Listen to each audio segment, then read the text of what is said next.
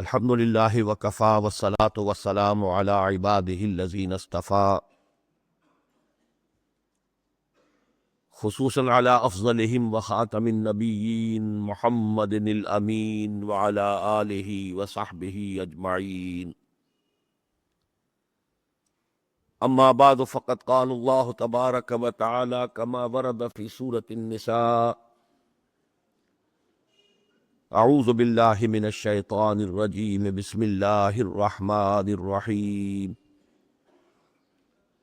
یا ایہا الذین آمنوا باللہ ورسولہ والکتاب الذی نزل علی رسولہ والکتاب الذی انزل من قبل. وقال تبارک وتعالی کما ورد فی سورة المائدہ: لیس علی الذین آمنوا وعملوا الصالحات جناح فیما طعموا اذا ما اتقوا وآمنوا وعملوا الصالحات ثم اتقوا وآمنوا ثم اتقوا واحسنوا واللہ یحب المحسنین.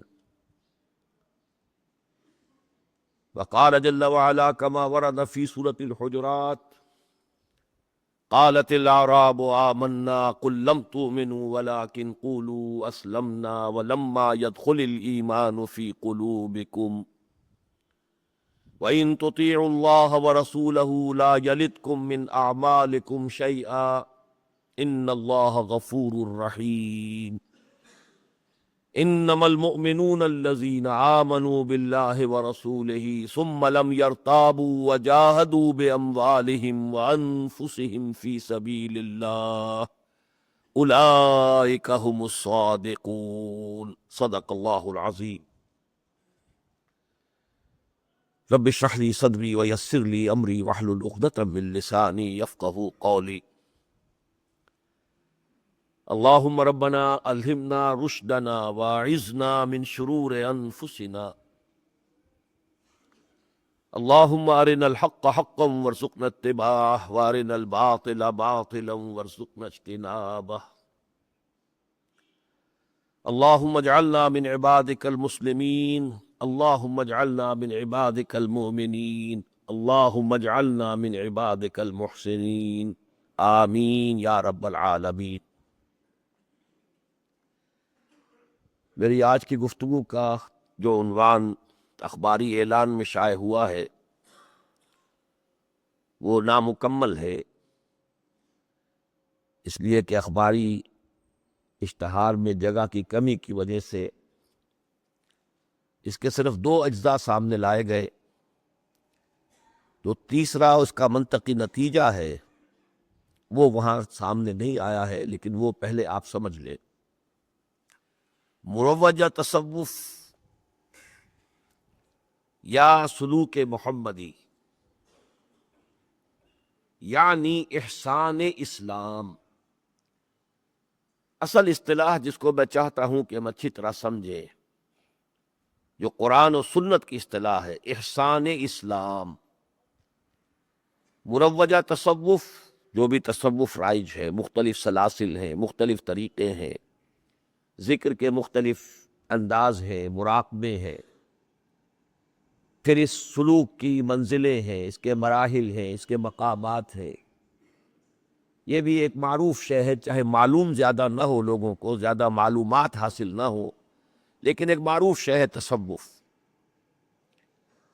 دوسری شے سلوک محمدی صلی اللہ علیہ وسلم، یعنی جو مقاصد تصوف ہیں وہ حضور صلی اللہ علیہ وسلم نے اپنے صحابہ کو کس طور سے طے کرائے، کس طور سے ان کی تحصیل کروائی، جس کو کہ سید احمد بریلوی رحمۃ اللہ علیہ جو 13ویں صدی کے مجدد اعظم ہیں، انہوں نے سلسلہ محمدیہ سے تعبیر کیا. سلسلہ قادریہ، سلسلہ چشتیہ، سلسلہ نقشبندیہ، پھر نقشبندیہ میں مجددیہ، چشتیہ میں صابریہ، نظامیہ، یہ نام تو معلوم ہے، لیکن سلسلہ محمدیہ بھی کسی سلسلے کا نام ہے. یہ سید احمد بریلوی رحمۃ اللہ علیہ. لیکن یہ کہ سلوک کا لفظ چونکہ تصوف سے دلچسپی رکھنے والوں میں معروف ہے، اس لیے سلوک محمدی یہ بھی آسان اصطلاح ہو گئی کہ نبی اکرم صلی اللہ علیہ وسلم نے جو روحانی منازل اپنے صحابہ کو طے کرائیں، آپ کا وہ سلوک کیا تھا، اس کا طریقہ کیا تھا۔ لیکن ان دونوں کو جو سبب کرنا چاہتا ہوں میں وہ یہ کہ قرآن و سنت کی اصل اصطلاح کی طرف ہماری رہنمائی ہو جائے، احسان اسلام، اس کی وضاحت بعد میں ہوگی۔ اب میں سب سے پہلے اس موضوع کی جو اہمیت ہے خاص طور پر ہمارے لیے، یہ تنظیم اسلامی کے کارکنوں کا ایک اجتماع ہے اور اسی کے موقع پر یہ خطاب جمعہ ہو رہا ہے، اور تنظیم اسلامی بھی ان متعدد تحریکوں اور جماعتوں میں سے ایک ہے جو احیاء اسلام کے لیے کوشاں ہیں۔ تو یوں سمجھیے کہ ایک تو اس موضوع کی اہمیت فی نفسہ ہی کیا ہے، اور خاص طور پر جو احیاء اسلام کی تحریکیں ہیں ان کے حوالے سے اس کی اہمیت کیا ہے۔ پھر ہم سمجھیں گے کہ سلوک کے یا تصوف کے اصل مقاصد کیا تھے اور کیا ہونے چاہیے، پھر یہ کہ ان مقاصد کو دور نبوی میں کس طور سے پورا کیا، پھر یہ کہ اس میں اگر درجہ بدرجہ کوئی فرق واقع ہوا ہے تو اس تبدیلی کے مراحل کیا ہیں، اور آخر میں پھر دیکھیں گے کہ اب ہمیں کیا کرنا چاہیے۔ تو سب سے پہلے سمجھیے کہ اس موضوع کی اہمیت کیا ہے، اسے بھی میں تاریخی اعتبار سے 3 ادوار میں بیان کروں گا۔ دیکھیے یہ پاکستان جو ہے جس کے ہم شہری ہیں، ہم رہتے ہیں، یہ بھی بر عظیم پاک و ہند کا ایک حصہ ہے۔ پورا بر عظیم پاک و ہند جو ہے وہ دارالاسلام رہا ہے طویل عرصے تک، 800 برس تک۔ بہرحال ہماری شامت اعمال کہ پہلے ہم انگریزوں کے غلام ہوئے، اور پھر جب آزادی نصیب ہوئی تو ہندوستان کا بہت بڑا حصہ جو ہے وہ دارالکفر ہے، اس پر ہندوؤں کا غلبہ ہے، اگرچہ مسلمان بھی کثیر تعداد میں وہاں آباد ہیں۔ یہ 2 ٹکڑے جو ہیں، اب وہ مشرقی پاکستان جو ہے بنگلہ دیش بن گیا، ابھی ہمارا نام جو ہے پاکستان انٹیکٹ ہے، موجود ہے۔ بہرحال اس میں مسلمانوں کی حکومت ہے، مسلمانوں کی آبادی ہے، مسلمانوں کی اکثریت ہے، اگرچہ اجتماعی سطح پر اسلام کا نفاذ تاحال نہیں ہو سکا، لیکن یہ ہم سب کی شامت اعمال ہے۔ لیکن اس علاقے میں اسلام آیا کب تھا اور کس شکل میں تھا، اس کو سمجھنا چاہیے۔ اس خطے میں اسلام کا ورود جو ہوا ہے وہ 2 مرحلوں میں ہوا۔ پہلا مرحلہ تھا کہ جو ابھی دور تابعین تھا، دور صحابہ تو ختم ہو چکا تھا، لیکن یہ کہ سن 91-92 ہجری ابھی دور تابعین ہے، 712 عیسوی، یہ جو زمانہ ہے محمد بن قاسم رحمۃ اللہ علیہ کے ذریعے سے جو اسلام آیا تھا، وہ تقریباً اس وقت کا جو پاکستان ہے اس کا 2/3 اس وقت دارالاسلام بن گیا تھا۔ سندھ اور سندھ سے آگے وہ مکران وغیرہ کا علاقہ تو ہے ہی، سبھی کو معلوم ہے، لیکن یہ کہ ملتان سمجھا جاتا ہے، لیکن اصل میں ملتان تو مرکزی شہر تھا اس پورے علاقے کا۔ پرانے سفر ناموں میں لاہور کا تذکرہ ملتا ہے کہ شہر لاہور کے از مضافات ملتان است، شہر لاہور جو ملتان کے سیٹلائٹس میں سے ہے، Lahore was a satellite of Multan, اس کی یہ حیثیت تھی، اور ملتان وہ مرکزی شہر تھی، اور جسے ہم ملتان کہتے ہیں سمجھیے کہ یہ پورا علاقہ جو ہے پنجاب کا سارا میدانی علاقہ اس وقت دارالاسلام بن گیا تھا۔ بہرحال یہ شارٹ لیوڈ رہا، محمد ابن قاسم کو بلا کر واپس، چونکہ دور ملوکیت اور حدیث نبوی کے روح سے ملوکیت بھی ملکن عاظم، کاٹ کھانے والی ملوکیت کا دور آ گیا تھا، لہذا وہ جلدی سے وہ واپسی بھی ہو گئی، اثرات تو رہے، لیکن وہ جو اسلام تھا اس کی کیا صفات تھی؟ اس میں 4 ہی بنیادی اصطلاحات تھیں کہ جو لوگوں کو معلوم تھی: ایمان، اسلام، قرآن، جہاد، بس 4 عبادات، نماز، روزہ، حج، زکوٰۃ۔ اب آگے نہ وہ علوم شروع ہوئے تھے، تفسیر کا علم کسے کہتے ہیں، اور پھر حدیث کا علم کسے کہتے ہیں، پھر فقہ کسے کہتے ہیں، نہ فقہی اختلافات تھے، نہ فقہی مکاتب فکر تھے، نہ علم کلام تھا، نہ کوئی تصوف نام کی شے تھی، کچھ نہیں تھا، کوئی اور اصطلاح تھی نہیں۔ یہ سادہ ترین اسلام تھا، سادہ ترین عرب اسلام، جس میں ابھی عجم کے اثرات کچھ داخل ہونے شروع ہوئے تھے، لیکن ابھی ان کا کوئی نمایاں اثر نہیں تھے۔ لیکن جیسا کہ میں نے عرض کیا، یہ دور جلدی ختم ہو گیا۔ اس کے بعد اسلام یہاں آیا 300 برس کے بعد، درمیان میں بڑا فصل ہے، بہت وقفہ ہے۔ سن 1000 کے لگ بھگ جو ہے، اب وہ محمود غزنوی کے حملے اور شہاب الدین غوری اور یہ جو ہمارا پاکستان کا یہ علاقہ ہے، اب یہ تقریباً اس وقت 1000 عیسوی میں دارالاسلام بن گیا دوبارہ۔ اگرچہ اس سے آگے پیش قدمی جو ہوئی ہے تو دہلی میں، تخت دہلی پر جو حکومت قائم ہوئی مسلمانوں کی، وہ 1206 میں ہوئی ہے۔ لیکن سن 1000 عیسوی سے اور تقریباً 1500 عیسوی تک یا 1550 عیسوی تک جو اسلام یہاں آیا، 500 برس، اس کی کچھ خصوصیات تھیں۔ یہ سارا اسلام آیا تھا جسے آج کل ترکستان کہتے ہیں، وہاں سے ہو کر آیا تھا۔ ادھر ہمارے مغرب میں، ایران میں شیعہ حکومت قائم تھی، لیکن یہ جو ترکستان کا اور جو جس کو اب ہم کہتے ہیں خراسان کا، یہ سارا علاقہ خالص سنی حنفی، اس میں شیعت کا وجود نہیں تھا۔ لہذا جو اسلام آیا ہے اس علاقے میں، اس کے کچھ اوصاف تھے۔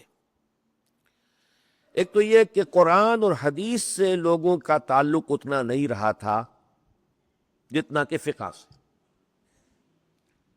قرآن و حدیث کی زبان عربی ہے، یہاں عربی جو ہے وہ عام زبان کبھی بنی ہی نہیں۔ اسلام جب نکلا ہے عرب سے تو مغرب میں بھی پھیلا، مشرق میں بھی پھیلا۔ مغرب میں تو اس کی زبان بھی پھیل گئی، پورا شمالی افریقہ جو ہے عرب زبان ہے، لیکن مشرق میں جو اسلام آیا تو اسلام کے ساتھ عربی نہیں پھیل سکی۔ راستے میں ایران جیسا بڑا پتھر موجود تھا، اور فارسی زبان بڑی زبردست زبان تھی، ان کا تہذیب، ان کا اپنا کلچر، ان کی ثقافت، تو عربی زبان ادھر نہیں آئی، بلکہ یہاں جو اسلام آیا وہ فارسی میں آیا، فارسی اسلام آیا، اگرچہ شیعت نہیں آئی، فارسی زبان میں۔ یہاں کی ساری حکومتیں جو رہی ہیں فارسی زبان، کورٹ لینگویج پرشین۔ لہذا عوام کا تعلق قرآن سے اور حدیث سے نہیں ہے۔ حدیث کا تو علم آیا بھی بہت بعد میں ہے۔ یہاں اصل شے فقہ، اور اس میں تقلید جامد، اور اس کے ساتھ ساتھ دوسری چیز جو آئی وہ تصوف۔ اب وہ تصوف وجود میں آ چکا تھا، اور اس تصوف میں وحدت الوجود کے نظریات بھی، فلسفیانہ بعض مسائل بھی بڑی گہرائی میں اتر چکے تھے۔ تو جو 500 برس کا اسلام ہندوستان کا ہے، اس میں آپ یہ سمجھ لیجئے، یعنی 1000 عیسوی سے لے کر اور 1500 عیسوی تک، اس میں ہر مسلمان کی پہچان 2 چیزوں سے ہوتی تھی۔ جو مذاہب اربعہ ہے فقہ کے، ان میں سے کس کے تم پیرو ہو، اور جو سلاسل اربعہ ہیں جو ہندوستان میں آئے تصوف کے، ان میں سے کس سے منسلک ہو۔ جب تک یہ دونوں چیزیں آپ کی معلوم نہ ہو جائیں، آپ کی پہچان ہی پوری نہیں ہوتی۔ آپ ہیں کون؟ حضرت فلاں فلاں حنفی چشتی، فلاں صاحب جو کہ حنفی لیکن قادری ہے، اکثر و بیشتر تو حنفی تھے، لیکن یہ کہ حنفی ہونا بھی نام کا جز ہوتا تھا، اس کے بغیر تو پہچان نہیں ہوتی۔ اور اس کے ساتھ ہی کوئی نہ کوئی تصوف کا جو ہے سلسلہ، اس کا بھی لائقہ لگا ہوتا تھا۔ تو پہچان جو ہوتی تھی وہ انسان کے نام کے ساتھ ساتھ ان 2 چیزوں کے حوالے سے ہوتی تھی۔ ایک بات اور نوٹ کر لیجئے کہ ہندوستان میں اسلام جب آیا ہے، میں اس کو 500 برس جو کہہ رہا ہوں، تو 500 برس تک یہاں شیعت نہیں تھی. یہ 16ویں صدی میں جب ہمایوں کو شکست دی ہے شیر شاہ سوری نے، اور وہ بھاگ کر ایران میں اس نے پناہ لی ہے، وہاں کی جو شیعہ حکومت تھی، طہماسپ بادشاہ، اس کی فوج لے کر آیا ہے وہ واپس اپنا تخت دہلی حاصل کرنے کے لیے، تو اس کے ساتھ شیعیت آئی. اس سے پہلے ہندوستان میں شیعیت کا نام و نشان نہیں تھا. بہرحال پہلے دور کے بارے میں چند یہ باتیں بھی ذہن نشین ہو جائیں تو وہ بہت کفایت کرے گی. اس کے بعد آ گیا انگریز کا دور. شروع ہو گیا تھا یہ 16ویں صدی سے ہی، شاہجہاں کے زمانے ہی انگریز آمد شروع ہو گئی تھی. شاہ ولی اللہ کے زمانے میں ہی ان کے قدم جو ہیں، پلاسی کی جنگ ہو چکی تھی ان کی زندگی کے آخری سالوں کے دوران، بنگال میں ان کی حکومت قائم ہو چکی تھی، تدریجاً وہ سلسلہ بڑھ رہا تھا. لیکن اس عرصے میں کچھ اور بھی ہوا. اس دور میں ایک تو یہ کہ علم حدیث کا پودا بھی لگا اس ملک کے اندر. شیخ احمد سرہندی رحمۃ اللہ علیہ نے تو صرف تصوف میں جو غلط نظریات آئے تھے ان کی اصلاح کی تھی، ان کو سنت رسول کے مطابق بنایا تصوف کو. وحدت الوجود کے فلسفے کی جو عام تعبیرات تھیں، ان سے جو گمراہیاں پھیل رہی تھیں، ان کا سد باب کیا. وحدت الشہود کا ایک فلسفہ ایک اس کے مقابلے میں پیدا کیا.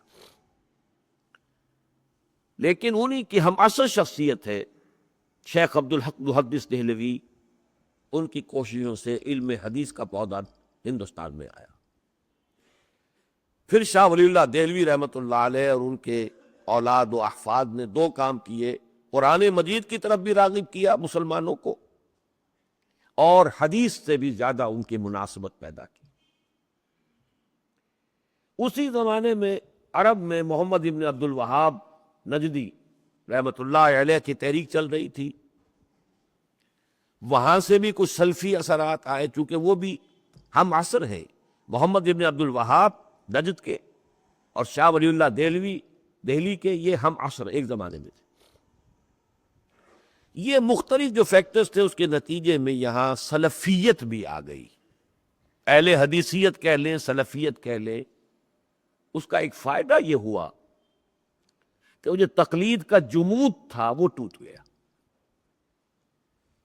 فقہ پھر بھی رہی، فقہ کے ساتھ وابستگی بھی رہی، لیکن جس قدر شدید جامد معاملہ تھا، کٹ اینڈ ڈرائیڈ جس کو کہتے ہیں انگریزی میں، بالکل الگ الگ، وہ بات ختم ہوئی. اس میں ایک توازن پیدا ہوا. اس کے ساتھ ہی جب انگریز آیا ہے تو نئی تہذیب، نیا فکر، نیا فلسفہ، نئی سائنس، نئے علوم. اس کا نتیجہ کیا نکلا کہ مذہب سے عوام کا تعلق کچھ کمزور پڑنا شروع ہوا. جب مذہب سے کمزور تعلق ہوا تو ظاہر بات ہے کہ فقہوں کے ساتھ جو بھی اور تقلید کے ساتھ جو پختگی تھی اور جو شدت تھی اس میں بھی کمی ہوئی. لہذا یہ جو فقہی اختلافات کا معاملہ ہے یہ کچھ کم ہوا، اس کی شدت میں کمی آئی. لیکن دوسری طرف تصوف کا معاملہ کیا ہوا؟ ایک طرف تو یہ کہ جب مادہ پرستی بڑھتی ہے تو انسان کے اندر ایک پیاس پیدا ہونی شروع ہو جاتی ہے جس کو وہ صحیح طور سے آئیڈینٹیفائی تو نہیں کر سکتا، محسوس کرتا ہے کہ کوئی کمی ہے. اب دیکھیے، آپ تصور کیجئے اگر کسی شخص نے کبھی پانی پیا نہ ہو، پہلے اسے پیاس لگی ہی نہ ہو، فرض کیجئے، اور اب اچانک اسے پیاس لگی ہے، اسے پتہ نہیں چلے گا کہ مجھے کیا چاہیے. اندر اس کے طلب ہے، شدید طلب ہے، اندر سے محسوس ہو رہا ہے کہ کوئی شے کم ہے، مجھے چاہیے. کیا شے کم ہے، کیا چاہیے، نہیں پتا. ہاں جب پانی پیتا ہے معلوم ہوتا ہے یہی مطلوب تھا، مجھے اسی کی ضرورت تھی، میرے اندر کی احتیاج جو ہے اس سے بھرپور طور پر پوری ہو گئی. لہذا اس دور میں بھی جب مادہ پرستی بڑھی ہے تو تصوف وہ اور تقویت حاصل ہوئی کہ ایک رد عمل اندر پیدا ہوا، روحانیت کی پیاس۔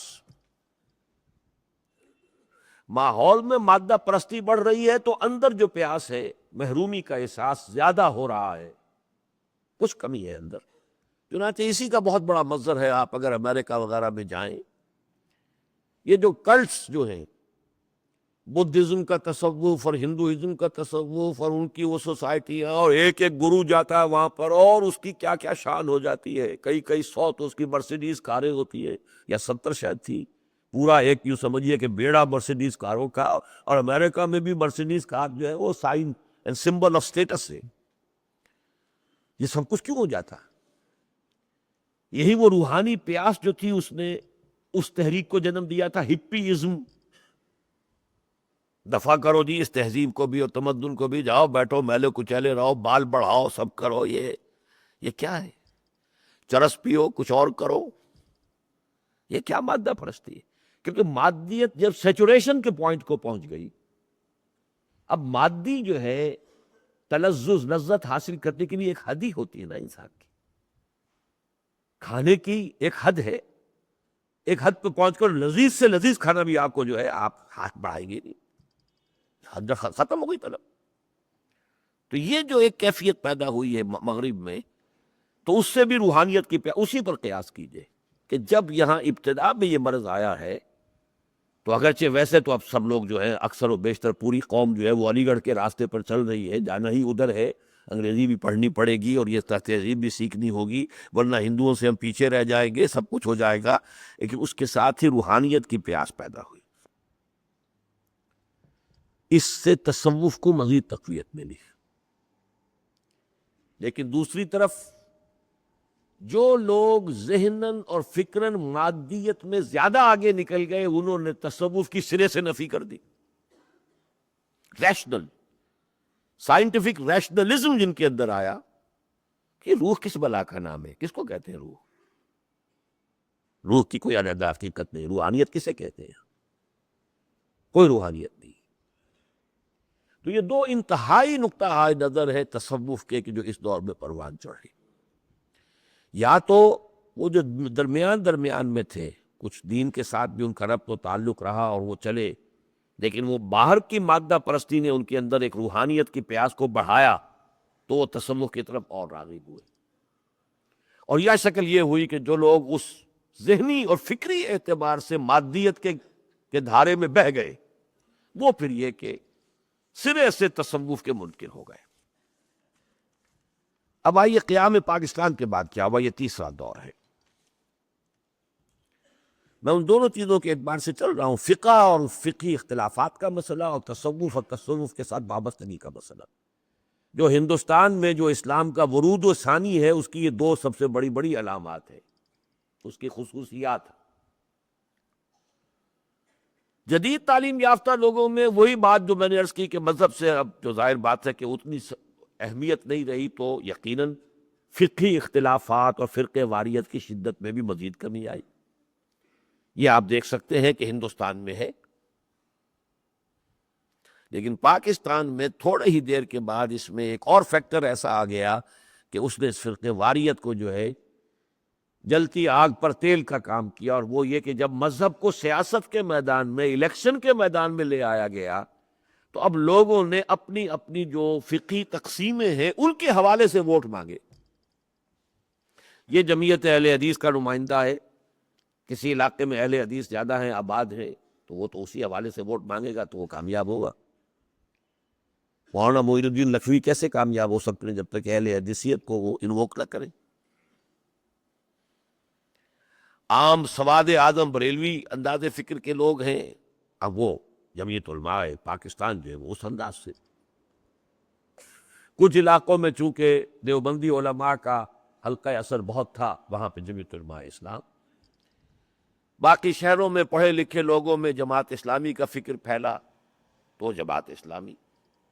اب یہ کم سے کم 4-5 اسلام، جب یہ سیاست کا اس کے اندر ایک نیا جو ہے وہ کڑوا کریلا الٹا نیم چڑھا، تو وہ شدت پیدا ہوئی جو ہمارے ہاں اس وقت ہے۔ اگرچہ پڑھے لکھے لوگوں میں وہ نہیں ہے، لیکن عوامی سطح پر ہے۔ لیکن دوسری طرف پھر وہی بات، تصوف کے معاملے میں وہی دو انتہائی نقطۂ نظر، یا بالکل نفی، کوئی شے نہیں ہے، اور یا یہ کہ ایز سچ جیسے کہ وہ تصوف دنیا میں چلا آ رہا ہے، اس کے ساتھ شدید محبت، شدید وابستگی، شدید اس کے ساتھ اس کی اہمیت کا اقرار۔ یہ دونوں چیزیں جو ہیں، اب جو اہمیت ہے وہ، اب میں یہ پہلا مضمون جو ہے ختم ہو رہا ہے، کنکلوڈ کر رہا ہوں۔ احیاء اسلام کے راستے کی یہ دو بہت بڑی رکاوٹیں ہیں۔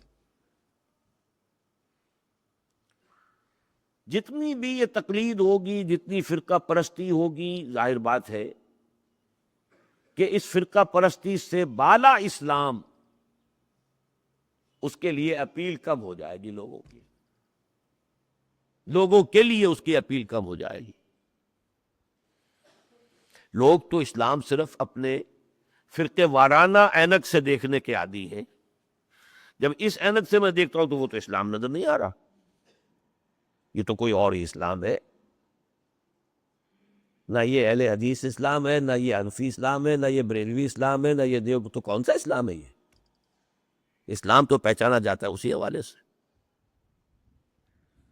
البتہ یہ کہ پڑھے لکھے لوگوں کا معاملہ، چونکہ میں نے کہا جدید تعلیم یافتہ کہنا چاہیے، پڑھے لکھے تو قدیم تعلیم یافتہ بھی ہیں، ان کے ہاں تو وہ فرقہ واریت ہے، پروفیشنلزم ہے، ان کے ہاں تو وہ لازماً جو مکاتب مذہبی ہیں وہ گہرے ہیں، لیکن عام جدید تعلیم یافتہ لوگوں میں چونکہ اس کی اہمیت نہیں ہے، لہٰذا یہ احیائی تحریکیں جو ہے ان کے اثرات ان تک ہی پہنچ رہے ہیں۔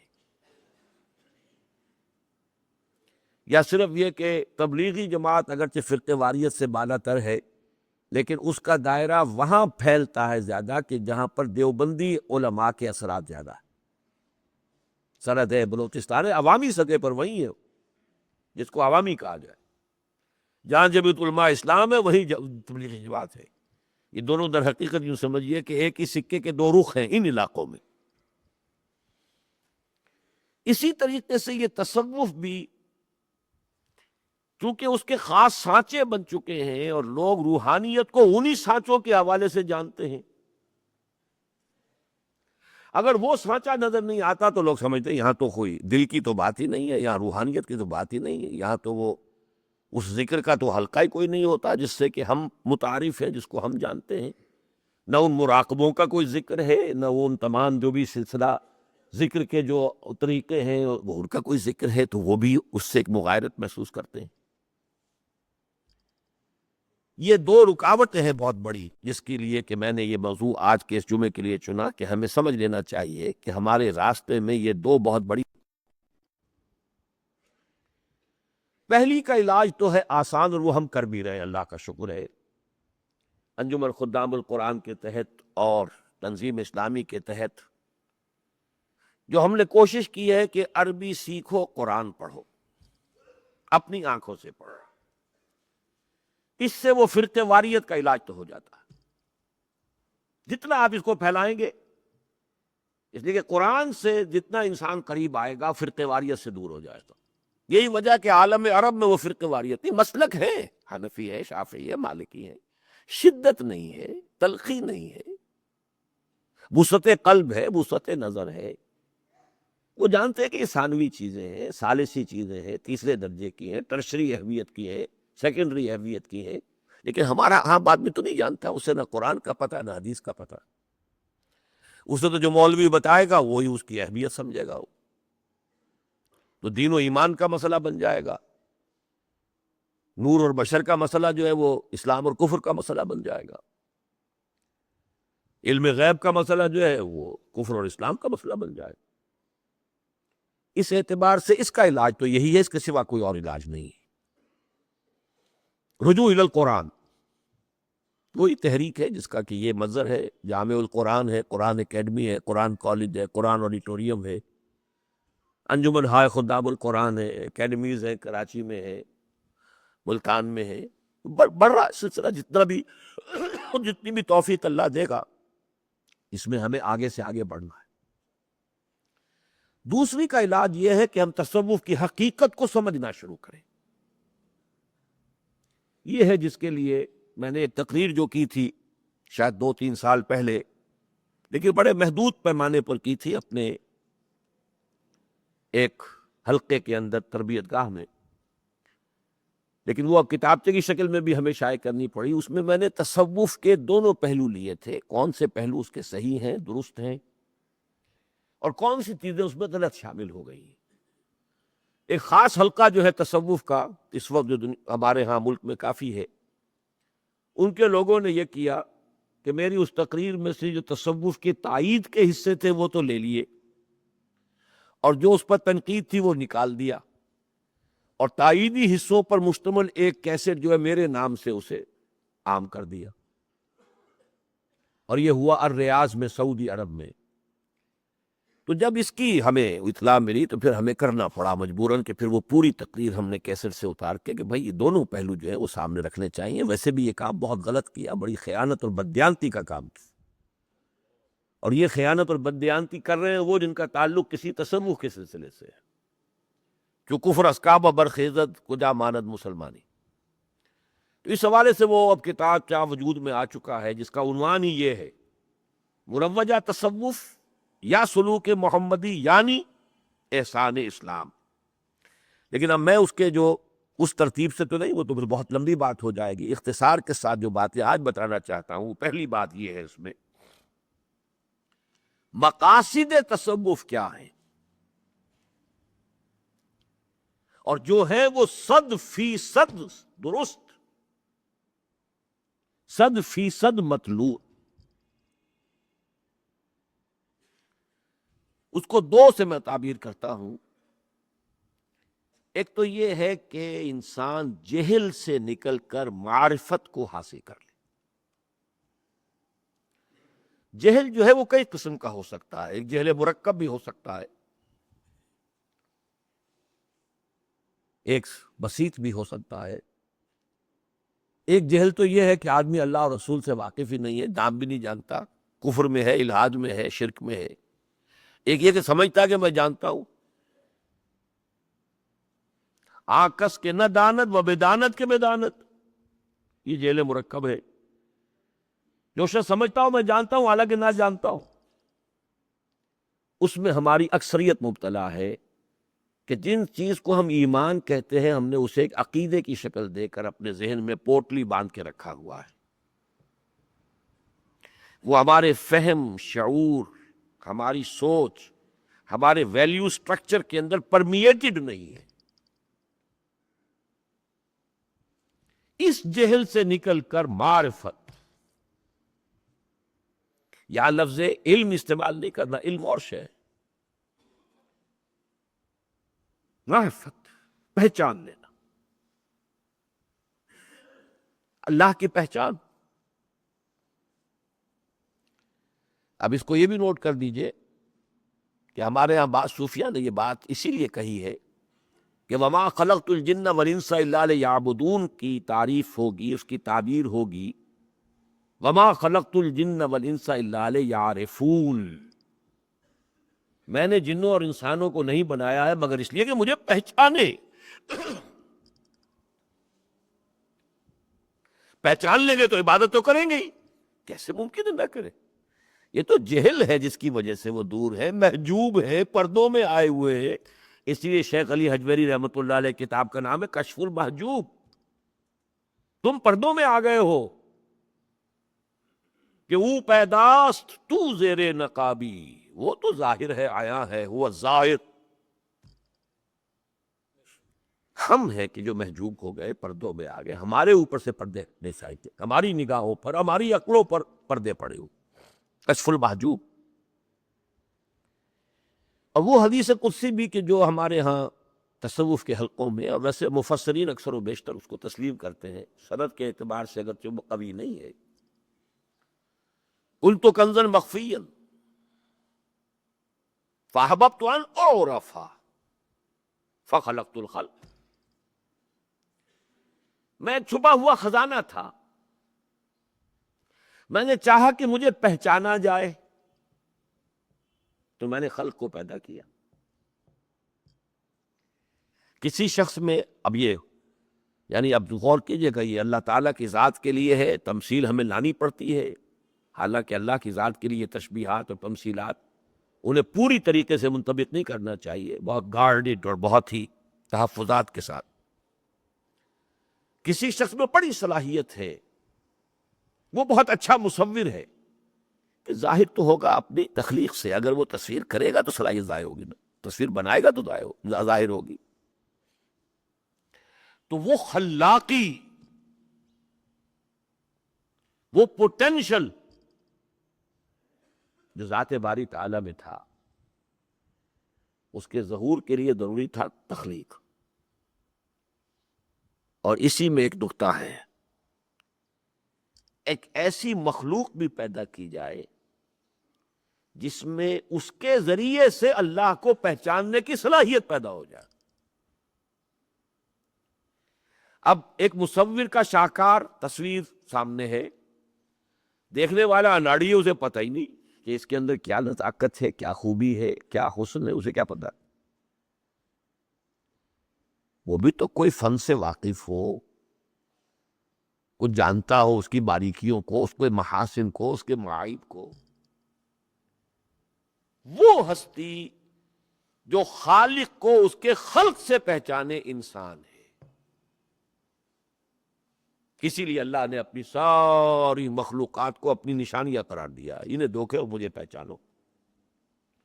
ان فی خلق السماوات والارض واختلاف اللیل والنہار والفلک التي تجری فی البحر بما ينفع الناس وما انزل اللہ من السماء من ماء فاحیا به الارض بعد موتها وبث فیہا من کل دابۃ وتصریف الرياح والسحاب المسخر بین السماء والارض لآیات لقوم یعقلون۔ بہرحال پہلی بات یہ ہے معرفت، لیکن ایک بات اور بھی یہاں سنا دوں اس لفظ کے حوالے سے۔ حضور خود فرماتے تھے دو باتیں، ما عرفناک حق معرفتک، اے اللہ ہم تجھے نہیں پہچان پائے جتنا کہ تیرے پہچاننے کا حق۔ یہ محمد فرما رہے صلی اللہ علیہ وسلم۔ حال دے کہ ایک وہ آخری پہچان کا مرحلہ تو اس دنیا میں آ ہی نہیں سکتا، وہ تو آخرت ہی میں آئے گا، اور وہی آخری جزا ہے جو انسان کو ملے گی، دیدار الہی جس کو کہا گیا ہے۔ اہل جنت کا سب سے اونچا مرتبہ یہ ہو۔ پھر ایک اور حدیث میں آتا ہے کہ حضور میدان حشر میں جب سب لوگ جمع ہوں گے تو آپ فرماتے لواء الحمد بیدی، حمد باری تعالیٰ کا جھنڈا میرے ہاتھ میں ہوگا، میں حمد کروں گا۔ اور اس روز جو حمد میں اللہ کی بیان کروں گا وہ آج نہیں کر سکتا۔ اس وقت جو معرفت کے اور جو پہلو، اس کی اور جو ڈائمنشنز مجھ پر منکشف ہو چکی ہوں گی، ظاہر بات ہے کہ اپریسیشن کی صلاحیت کے مطابق تو اپریسیٹ کریں گے نا آپ۔ کتنی صلاحیت ہے اپریسیشن کی آپ میں؟ وہ صلاحیت جو آخرت میں ہوگی، میدان حشر میں ہوگی، اس دنیا میں نہیں ہو سکتی۔ اسی کو سورۃ الضحیٰ میں کہا گیا ہے وَلَلْآخِرَةُ خَيْرٌ لَكَ مِنَ الْأُولَىٰ۔ بہرحال پہلا مقصد جو ہے تصوف کا، وہ ہے جہل سے نکل کر معرفت کا حصول۔ اور یہی وجہ ہے کہ پچھلے زمانے میں نوٹ کر لیجئے، یہ آج کا تصوف جو ہے بگڑتے بگڑتے بگڑتے جہاں آ گیا ہے وہ میں بعد میں ذکر کروں گا۔ جو تصوف کا اصل زمانہ تھا اس میں جب تک کہ علوم ظاہری کی مکمل تحصیل نہیں ہو جاتی تھی کسی کو مرید نہیں کرتے تھے۔ علم ظاہر پہلے پڑھ کر آؤ، قرآن حدیث فقہ پڑھ کر آؤ، علم باطن کا دائرہ پھر شروع ہوتا تھا، سلوک کی منزل پھر شروع ہوتی تھی۔ یہ آج کی طرح نہیں ہے بالکل۔ بہرحال میں توہین نہیں کہہ رہا، جنہوں نے کچھ بھی نہیں دینی علوم حاصل کیے وہ خلیفہ مجاز بھی ہوتے، مرید ہو جانا تو ٹھیک ہے، وہ ہو گئے، وہاں تو مرید ہی نہیں کرتے تھے۔ تو یہ تو معرفت تو علم سے بہت اونچا مقام ہے، علم الحقیقت۔ دوسرا مقصد جو ہے تصوف کا، جو تھا اور ہے اب بھی ہے، ہونا چاہیے، جو 100% درست ہے، صحیح ہے، مطلوب ہے، مقصود ہے، تزکیہ نفس، تاکہ خلوص اور اخلاص پیدا ہو جائے۔ الا للہ الدین الخالص، اللہ کو صرف خالص دین پسند ہے۔ اگر تمہاری نیت میں کچھ اور بھی کھوٹ شامل ہو گیا ہے، کوئی دنیا کی طلب بھی ہے، کوئی شہرت کی ہے، کوئی مال کی ہے، کچھ یہ ہے، کوئی وجاہت چاہیے، کوئی شہرت چاہیے، یہ اتنے بڑے بڑے زیرو ہیں کہ بڑی سے بڑے تمہاری کامیابیوں کو اور بڑی سے بڑی تمہاری عبادتوں اور ریاستوں کو ضرب دے کر زیرو کرتے۔ تزکیہ نفس، محرکات عمل کی تصحیح ہو جائے، اخلاص ہو جائے صرف اللہ کے لیے۔ ان صلاتی و نسکی و محیای و مماتی للہ رب العالمین۔ اسی لیے وہ شعر کریمہ بے بخشائے برحال ماں کہ ہستہ مسیر کمل ہوا، یہ شہوات ہیں، خواہشات ہیں، یہ فرائیڈ کی اصطلاح میں اڈ اور لیویڈو ہے، اینیمل انسٹنکٹس ہیں، جبلی خواہشات ہیں، تلذذ ہے، سینشول گریٹیفیکیشن، اس نے انسان کو جکڑا ہوا ہے۔ اس جکڑ بند سے نکلنے کی کوشش کرنا۔ قد افلح من زکاہا وقد خاب من دساہا، یہ جو تزکیہ نفس ہے یہ ہے اصل مقصود۔ اخلاص پیدا ہو جائے، عبادت میں اخلاص، اطاعت میں اخلاص، جہاد میں اخلاص، تبلیغ میں اخلاص، دعوت میں اخلاص۔ یہ اخلاص فی العمل پیدا کرنے کے لیے جب تک کہ انسان اپنے نفس کے ان گرفت سے آزاد نہ ہو، ہزار دام سے نکلا ہوں ایک جنبش میں، کہنا تو آسان ہے، نکلنا بہت مشکل۔ دبی ہوئی خواہشیں، چھپی ہوئی خواہشیں، سب کانشس مائنڈ اگر پوری طریقے سے اندر سے ان کو کچلا نہ گیا ہو، کسی وقت ایسا اڑنگا لگاتی ہے کوئی خواہش اندر سے کہ اچھے اچھوں کو چت کرتے۔ سورہ اعراف میں اس کی مثال ہے، وَاتْلُ عَلَيْهِمْ نَبَأَ الَّذِي آتَيْنَاهُ آیَاتِنَا، ذرا بیان کیجئے ان کے سامنے اس شخص کی مثال جسے ہم نے اپنی آیات عطا کی تھی۔ بلعام بن باعور، بہت بڑا عالم اور زاہد شخص، سب سے پہلے تو یہی معاملہ تھا ابلیس کا۔ عزازیل جن ہوتے ہوئے فرشتوں کی صف میں کیوں تھا؟ کانا من الجن، فرشتہ نہیں تھا لیکن فرشتہ صفت بن چکا تھا۔ اپنی روحانی ترقی میں اور اپنی علم میں اور اپنی عبادت میں اور اپنے زہد میں تب فرشتوں کے ساتھ تھا۔ اندر کی چھپی ہوئی ایک انانیت، انا خیر منہ، یہ بیماری تھی نا، انا خیر منہ خلقتنی من نار وخلقتہ من طین، میں کیسے سجدہ کروں اس آدم کو، میں اس سے بہتر ہوں، بس ختم۔ ابا واستکبر، تکبر کی۔ یہی معاملہ بلعام بن باعورہ کا، یہی معاملہ علماء یہود کا، یعرفونہ کما یعرفون ابناءہم، ایسے پہچانتے ہیں وضو کو جیسے کہ اپنے بیٹوں کو پہچانتے۔ کیوں نہیں مانتے؟ تکبر، سب کانشس مائنڈ کے اندر پڑی رہتی ہے چیزیں، لرکنگ بینیتھ دی کانشس لیول، کسی وہ ڈسے گا، وہ کفری جو ہے اس کو یہ اچھی طریقے سے کچلنا، اس کو، یہ کچلنے کا لفظ آیا تھا سورہ مزمل میں، ان ناشئۃ اللیل ہی اشد وطئا واقوم قیلا، کچلنا۔ یہ رات کا اٹھنا جاگنا اللہ کے لیے، تہجد کے لیے، یہ ہے جو نفس کو کچلنے میں بہت شدید ہے، تو کچلنا تو ہے اس۔ بہرحال یہ دو مقاصد ہیں تصوف کے، جو میں نے عرض کیا کہ 100% درست، 100% مطلوب و مقصود، اور خاص طور پر احیائی تحریکیں اگر اس سے خالی ہوں گی تو پھر کامیابی کا کوئی سوال نہیں۔ البتہ حضور کا طریقہ اس کا کیا تھا؟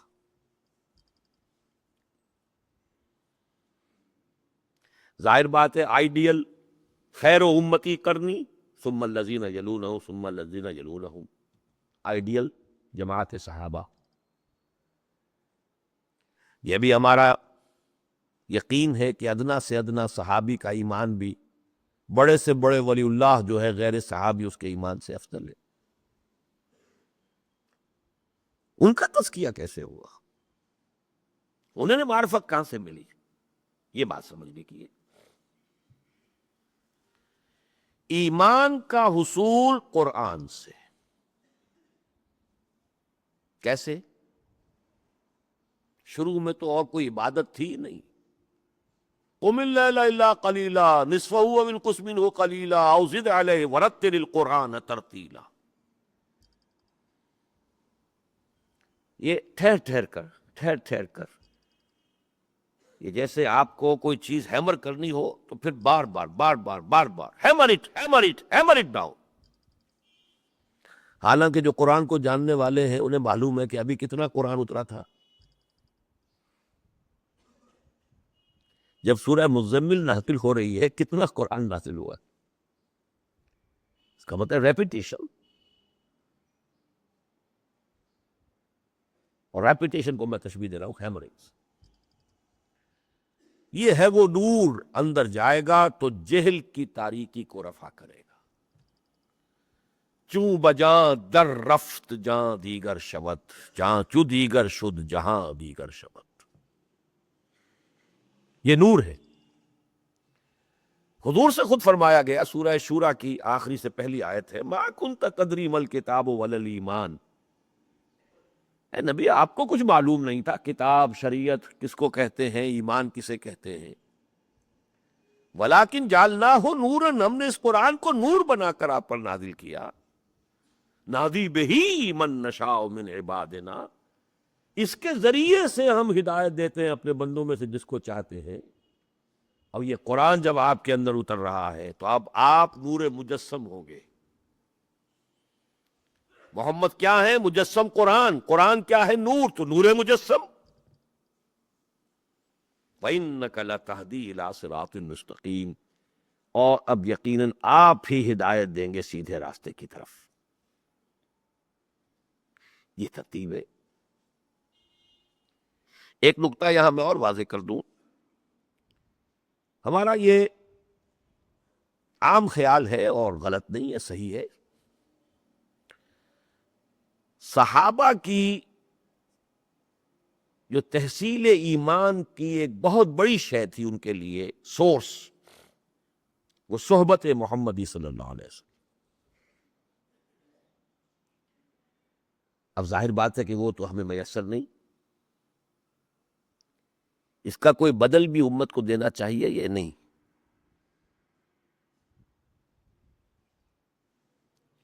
جب ہم بھی مکلف ہیں، محاسبہ تو ہمارا بھی ہوگا۔ شیطان کا نرغہ جتنا آج ہے اتنا شاید پہلے تھا بھی نہیں۔ جتنا غلبہ اس کا ہے، جتنا ذرائع ابلاغ سے شیطنت برس رہی ہے، چھاجوں برس رہی ہے، کوئی گھر خالی نہیں، کوئی کٹیا خالی نہیں۔ 5 مرلے کے مکان کے اوپر بھی 1 مرلے کا اینٹینا، ڈش اینٹینا لگا ہوتا ہے۔ یہ جو ہو رہا ہے تو کوئی نہ کوئی تو بدل ہونا چاہیے۔ دیکھیے اس کے حوالے سے اس حدیث کو تو حرز جان بنا لینے کی ضرورت ہے، حرز جان۔ اور حضور نے اگر اس طرح کی باتیں بتائی ہیں صحابہ کو، کسی وجہ سے بتائی ہیں۔ فعل الحکیم لا یخلو عن الحکمہ، کسی دانا انسان کی کوئی بات بھی حکمت سے خالی نہیں ہوتی۔ یہ چیٹنگ تو نہیں تھی ایسے ہی کوئی بس خوش کپی ہو رہی ہو، معاذ اللہ ثم معاذ اللہ۔ اپنے صحابہ سے ایک سوال کرتے ہیں، ای الخلق اعجب الیکم ایمانا، ذرا مجھے بتائیے آپ لوگ کہ آپ کے نزدیک سب سے زیادہ حسین اور دل فریب چارمنگ، فیسینیٹنگ ایمان کس مخلوق کا ہوگا؟ پہلی اٹمپٹ میں فرشتوں کا جواب تھا، صحابہ کا جواب تھا فرشتے، لیکن فرشتوں کے سامنے تو ہر چیز حقیقت ہے۔ قالوا الملائکہ قال وما لهم لا یؤمنون وهم عند ربهم، وہ کیسے ایمان نہ لائے؟ وہ تو اپنے رب کے پاس ہے، رب کے پاس پہنچ کر تو ابو جہل سے بڑا مومن کوئی نہیں ہوگا۔ تو کمال کیا ہوا؟ سیکنڈ اٹمپٹ میں ان کا فلبیا، پھر انبیاء کا ایمان۔ اس کو بھی آپ نے، ہم کہیں گے کہ ازرہ کسر نفسی کہہ لیجیے، ایک بات سمجھانی ہے۔ وَمَا لَهُمْ لَا يُؤْمِنُونَ وَالْوَحْيُ يَنزِلُ عَلَيْهِمْ، وہ کیسے ایمان نہ لاتے؟ ان پر تو وحی نازل ہوتی ہے۔ تیسری اٹمپٹ میں انہوں نے کہا فَنَحْنُ، پھر ہم ہیں، ہمارا ایمان ہے۔ اب آپ نے جواب دیا وَمَا لَكُمْ لَا تُؤْمِنُونَ وَأَنَا بَيْنَ أَظْهُرِكُمْ، تم کیسے ایمان نہ لاتے؟ میں تمہارے مابین موجود ہوں۔ ایمان کی بھٹی کے پاس بیٹھ کر بھی ایمان نہ ملتا تو پھر؟ اب اس کے بعد آپ نے جواب دیا ان اعجب الخلق الی ایمانا لاخواننا الذین یاتون من بعدی یجدون صحفا فیہ کتاب اللہ فیؤمنون بما فیہا۔ میرے نزدیک تو سب سے حسین و جمیل اور فیسینیٹنگ اور چارمنگ ایمان میرے ان بھائیوں کا ہو، لاخواننا، ہمارے ان بھائیوں کا ہوگا، یاتون من بعدی، جو میرے بعد آئیں گے، مجھے تو نہیں پائیں گے۔ یجدون صحفا فیہ کتاب اللہ، وہ اوراق انہیں ملیں گے جن میں اللہ کی کتاب لکھی ہو، فیؤمنون بما فیہا، تو ایمان لائیں گے اس پر کہ جو ان کے ذریعے سے ملے گی، ان اوراق، ان صحیفوں کے ذریعے سے۔ بہرحال اس وقت میں اس تفصیل میں نہیں جا سکتا کہ اس ایمان کے قرآن سے اصول کا یہ فینومینن کیا ہے، وہ بعد میں عرض کروں گا مگر وقت نے اجازت دی۔ دوسری شے، ایمان کا قرآن سے حصول کے بعد اس ایمان کی مسلسل آبیاری کی بھی ضرورت ہے۔ یہ پودا پانی مانگتا ہے مسلسل، اس ایمان کی مسلسل آبیاری کے لیے ہے جس کا نام ہے ذکر۔ لیکن ذکر میں جو ترتیب ہے، نمبر ایک، الذکر خود قرآن ہے، یہ ایمان پیدا کرتا بھی ہے، اسے تازہ رکھتا بھی ہے۔ انا نحن نزلنا الذکر وانا لہ لحافظون۔ پھر نماز ہے، 5 وقتہ نماز ہے، اقم الصلاۃ لذکری، یہ جامع ترین ذکر ہے، اس لیے کہ اس میں ذہنی قلبی ذکر بھی ہے، عملی بھی ہے۔ 10 بجتا کھڑے ہیں جھکے ہوئے، پھر رکوع میں گئے ہیں، پھر سجدے میں گئے ہیں، یہ ذکر بالجوارح ہو رہا ہے، اپنے وجود کے ساتھ، اپنے اعضاء کے ساتھ۔ تیسرا ذکر ہے ادعیاء مسنونہ اور اوراد مسنونہ، وہ دعائیں جو حضور زندگی کے ہر عمل کو کرتے ہوئے، آئینہ دیکھا ہے تو دعا ہے، کپڑے بدلے ہیں دعا ہے، صبح اٹھے ہیں دعا ہے، آنکھ کھلتے ہی الحمدللہ الذی احیانی بعد ما اماتنی والیہ النشور، بیت الخلاء میں داخل ہو رہے ہیں دعا ہے، باہر نکلے ہیں دعا ہے۔ کوئی عمل ہے ہی نہیں جس کے ساتھ دعا نہ ہو۔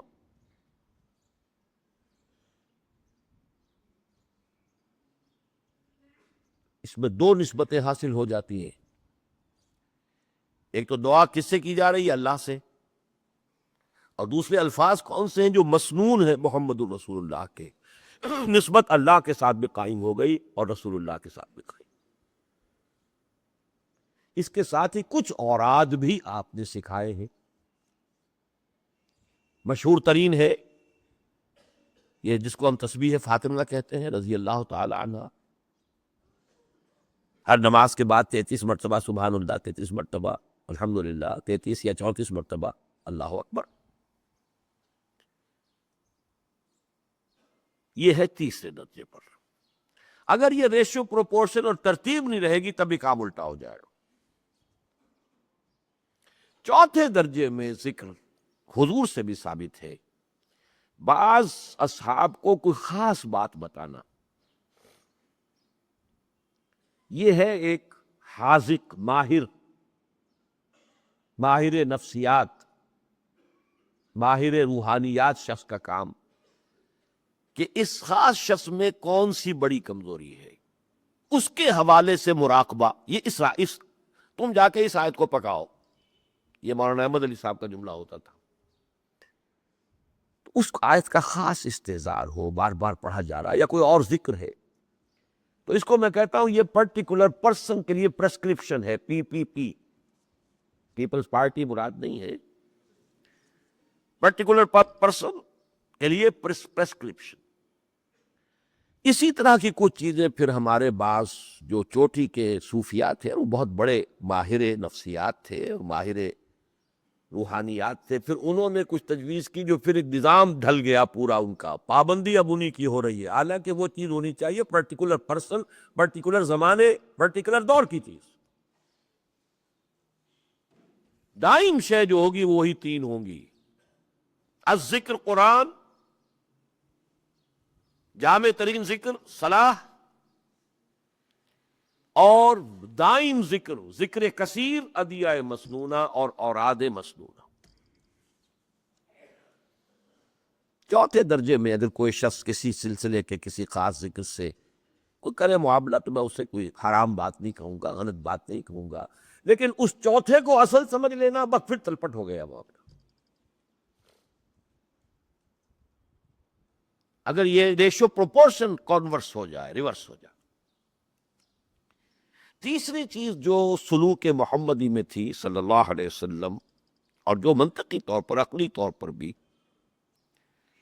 علاج بالمثل یا علاج بالضد، کیا کہیں گے اس کو، مرغوبات نفس کو کچلنے کے لیے مرغوبات نفس کی کمی کرنا اور مخالفت نفس کرنا. اسی کے لیے لفظ ریاضت ہے، ریاضت. اور ریاض کا لفظ بولتے ہیں یہ موسیقار جو ہوتے ہیں، بڑا ریاض کر رہا، مطلب بڑی مشق کرتے ہیں، آسانی سے تو قابو میں نہیں آتی موسیقی. زندگی بھر پوری زندگی کا ریاض ہوتا ہے ان کا، جتنی وہ مشق کرتے ہیں، جتنی محنت کرتے ہیں. تو یہ تزکیہ نفس کے لیے یا مخالفت نفس کے لیے ریاضت وہ کہ جو نفس پر شاق گزرے، وہ ایک تو ہے عبادات کے ذریعے سے، روزہ، نفس کھانے کو مانگ رہا ہے، پانی مانگ رہا ہے، مخالفت نفس. افطار کر کے تو اب طبیعت زیادہ بھاری ہو گئی ہے، سو جانے کو جی چاہتا ہے، کھڑے ہو تراویح، مخالفت نفس. رات کا پچھلا پہر ہوتا ہے سب سے گہری نیند کا، اس وقت اٹھو، توڑو اس کچھ لو. ان ناشئۃ اللیل ہی اشد وطئا.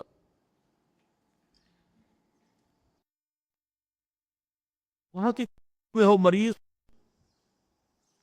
تو اس مریض کا معاملہ بھی یہ ہوتا ہے کہ اس پچھلے پہر میں آ کے رات کو کچھ نہ کچھ آرام سکون ہو جاتا ہے. یہ بڑا کچھ سکون کا وقت ہوتا ہے، کچھ ہے اس کی نفسیاتی بات.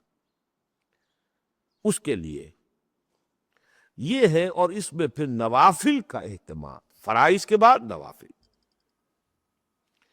اور دوسری چیز مخالفت نفس میں سب سے زیادہ مؤثر شے جہاد فی سبیل اللہ، دعوت اللہ اور اقامت دین کی جد و جہد میں لوگوں کی مخالفت، لوگوں کی گالیاں، لوگوں کے تانے، لوگوں کا بائیکاٹ، لوگوں کی طرف سے پرسیکیوشن، جان اور مال کا نقصان. اور جب جہاد فی سبیل اللہ، قتال فی سبیل اللہ بن جائے تو نقد جان ہتھیلی پر رکھ کر میدان میں آ جانا.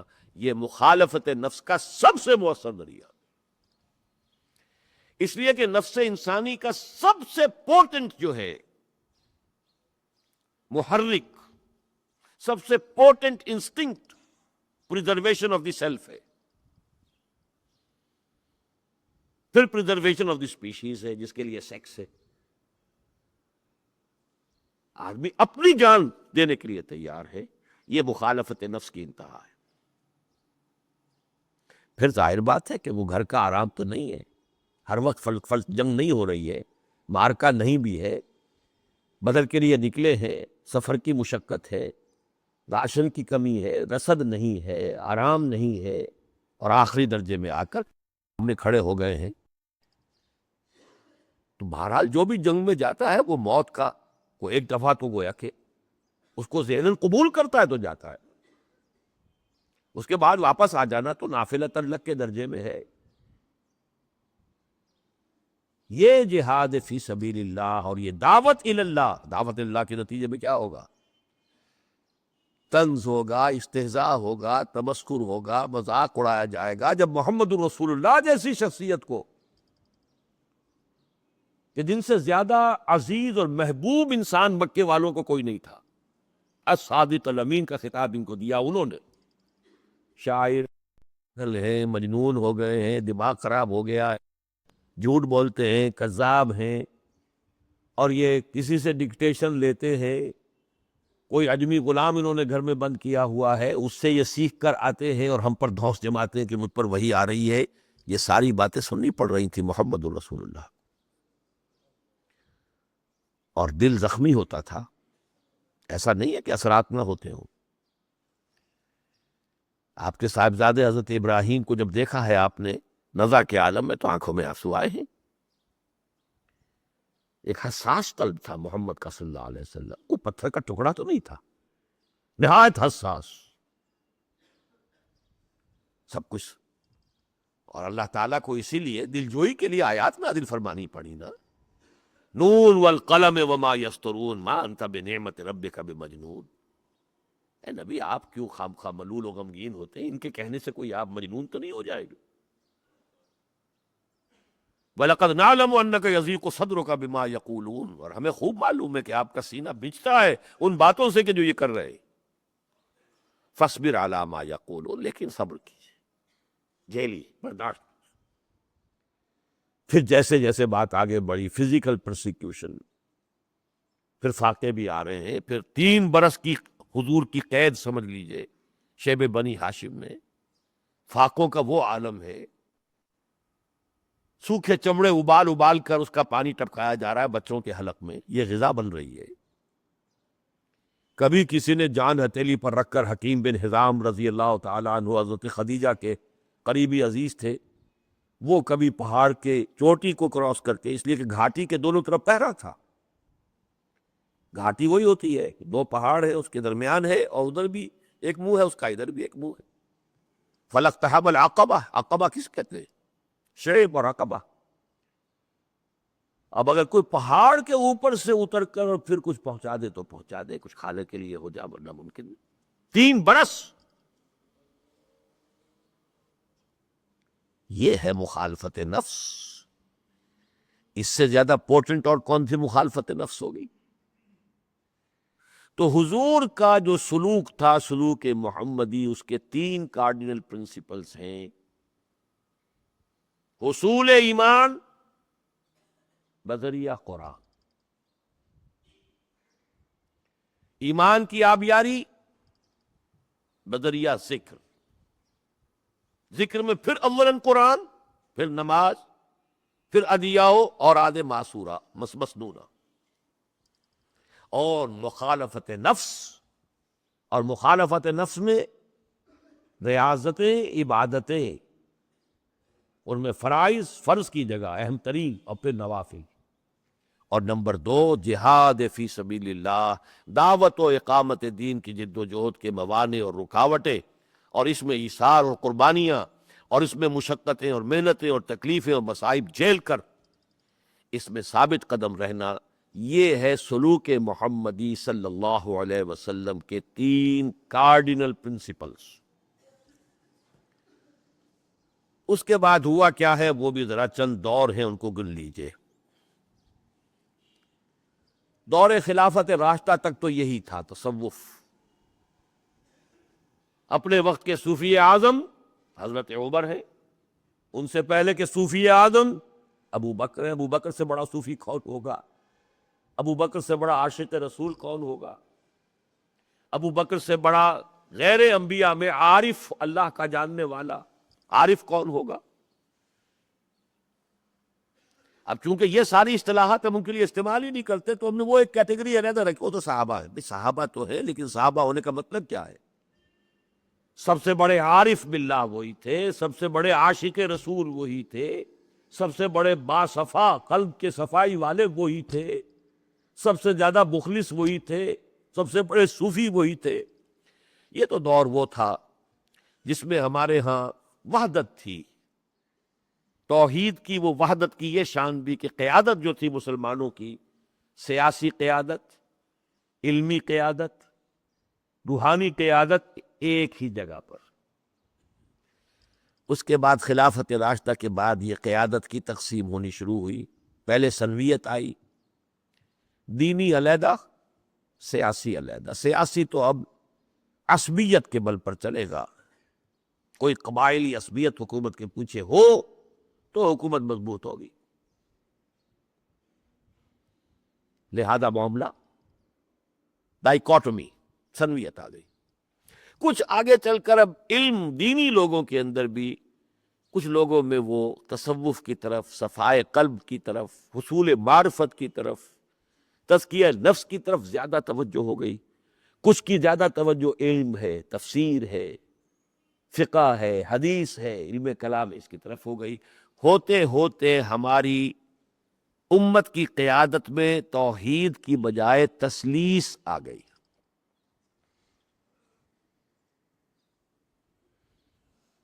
اسی کو عبداللہ ابن مبارک نے کہا تھا رحمۃ اللہ علیہ تبع تابعین کے زمانے میں، وما افسد الدین الا الملوک واحبار سوء ورہبانھا۔ یہ تین طبقات ہیں کہ جو دین کے اندر خرابی پیدا کرتے ہیں۔ بادشاہ، وہ سیاسی اور عسکری قیادت ہو گئی۔ علماء سو، یہ علمی قیادت ہے، ان میں سے جو برے لوگ ہیں۔ علماء حقانی علیحدہ ہے، علماء سو، اور دوسرے وہ صوفیہ جو دنیا پرست ہے، دکھاوے کے صوفی بنے ہوئے ہیں، حصول دنیا کا ذریعہ بنایا ہے۔ اور یہ ابھی تبع تابعین کا دور ہے، تھرڈ جنریشن ہے ابھی صرف حضور کے بعد، اور اس میں بھی کیفیت کیا ہو گئی تھی کہ یہ شعر کہنا پڑ رہا ہے۔ اب تصوف کے میدان میں جو پہلی غلطی ہوئی ہے، جو میرے نزدیک ہمالائن مسٹیک ہے، کہ ایک مجہول الاصل لفظ اصطلاح کو اس کا عنوان بنا دیا گیا۔ تصوف یہ لفظ تو نہ قرآن میں آیا نہ حدیث میں آیا، یہاں تک کہ تصوف کے بڑے سے بڑے حامی بھی یہ نہیں کہہ سکتے کہ اس کے بارے میں یقین سے معلوم ہے کہ کس لفظ سے بنا ہے۔ کچھ لوگ چاہتے ہیں کہ کہیں کہ یہ صفا سے بنا ہے، صفائے قلب سے، لیکن صفا سے کسی عربی قاعدے سے بن ہی نہیں سکتا۔ یہ صوف سے بن سکتا ہے، اون۔ اور اس میں ایک بات معلوم ہوتی ہے کہ ابتدائی زمانے کے جو یہ جن کے طبیعت میں فقر کا غلبہ تھا، تو ویسے مسلمانوں میں جو ہے بڑی اب خوشحالی آ گئی تھی، تو کپڑے اچھے پہنتے تھے، کاٹن، رومی کتان۔ آج بھی آپ کو معلوم ہے کہ اب کاٹن جو ہے سب سے مہنگا لباس ہے پہننے کے لیے۔ تو رومی کتان جو ہوتی تھی وہ ایک بہت اعلیٰ شے ہوتی تھی، وہ بہت نرم بھی، بہت عمدہ۔ لیکن یہ کہ اس وقت وہ اون کے لباس پہنتے تھے تاکہ جسم کو بجائے آرام کے تکلیف رہے، چبھے، یہ غفلت طاری نہ ہو۔ اگر اون کی کوئی گدڑی جو ہے وہ پہنی ہوئی ہے پشمینہ پوش، جس کو اقبال نے کہا صوفی پشمینہ پوش، صوفی پشمینہ پوش حال مست، از شراب نغمہ قوال مست۔ تو پشمینہ پوش، تو ایک تو لفظ اس سے بنتا ہے۔ یا ایک اور خیال ہے کہ یہ اصل میں یونان کا جب تہذیب آئی ہے، ثقافت آئی ہے، تو صوفی، یہ صوفی کا لفظ جو ہے یونانی زبان میں حکمت کے لیے ہے، تھیوسوفی، فلوسوفی، فلاسفی آف لاجک، حکمت منطق، یہ فلاسفی ہے. تھیوسافی، حکمت مذہب. تو حکمت، چونکہ وہ معرفت اور حکمت یہ ان حضرات کی بہرحال ایک دلچسپی تھی اور تصوف کے مقاصد میں تھا، لہذا وہ صوفی کا لفظ شاید آیا ہے، واللہ عالم، میں یقین سے نہیں کہہ سکتا. لیکن اسے ہمالائن مسٹیک میں اس لیے کہہ رہا ہوں کہ جو دین کی، قرآن کی، حدیث کی اصل اصطلاح تھی احسان، اس کے لیے یہ حجاب بن گئی. احسان کا لفظ آج اچھے پڑھے لکھے مسلمان بھی نہیں جانتے کہ احسان کس شے کو کہتے ہیں. یہی معلوم ہے کہ کسی کے ساتھ بھلائی کر دینا، کسی کی تکلیف رفع کر دینا، یہ احسان ہے. احسان اسلام وہ کیا ہے وہ میں بعد میں عرض کروں گا. لیکن ابتدائی دور میں معرفت کا معاملہ بھی یہ تھا کہ قرآن سے اور سنت سے، یہی ذریعہ تھا ابتدائی دور کے صوفیاء کا معاملہ. اور عمل صالح اور ریاضت بھی تھی تو عبادات کے ذریعے سے، اس میں کثرت، اس میں نوافل. البتہ جہاد فی سبیل اللہ کا معاملہ اس معنی میں اب کم ہوتا گیا. کیوں ہوتا گیا یہ بھی سمجھ لیجیے. اسلامی حکومت رفتہ رفتہ ملوکیت میں بدل گئی. اب ہیں ملوک، ہیں مسلمان. اب جو جہاد وہ کر رہے ہیں وہ جہاد اصل میں فی سبیل اللہ نہیں ہے، اپنی مملکت کو بڑھانے کے لیے کر رہے ہیں. ریونیو زیادہ ہوں، زیادہ بڑا محل بنے، زیادہ بڑے شان و شوکت سے رہے، بادشاہ کا تو مقصد نہیں ہے. لہذا خالص جہاد فی سبیل اللہ کا میدان وہ بند ہو گیا. اب تو فوج ہے، فوجی ہے، اسٹینڈنگ آرمیز ہے، ایک پیشہ بن گیا. کہاں وہ جہاد فی سبیل اللہ، وہ کوئی پیشہ تو نہیں تھا. صرف غرض ہو اللہ کے دین کی خدمت اور عصمت، ذاتی کوئی مقصد آ گیا تو جہاد فی سبیل اللہ کہاں رہا، وہ تو زیرو سے ضرب کھا گیا. رفتہ رفتہ تدریجاً یہ جہاد کا وہ کھاتا بھی ختم.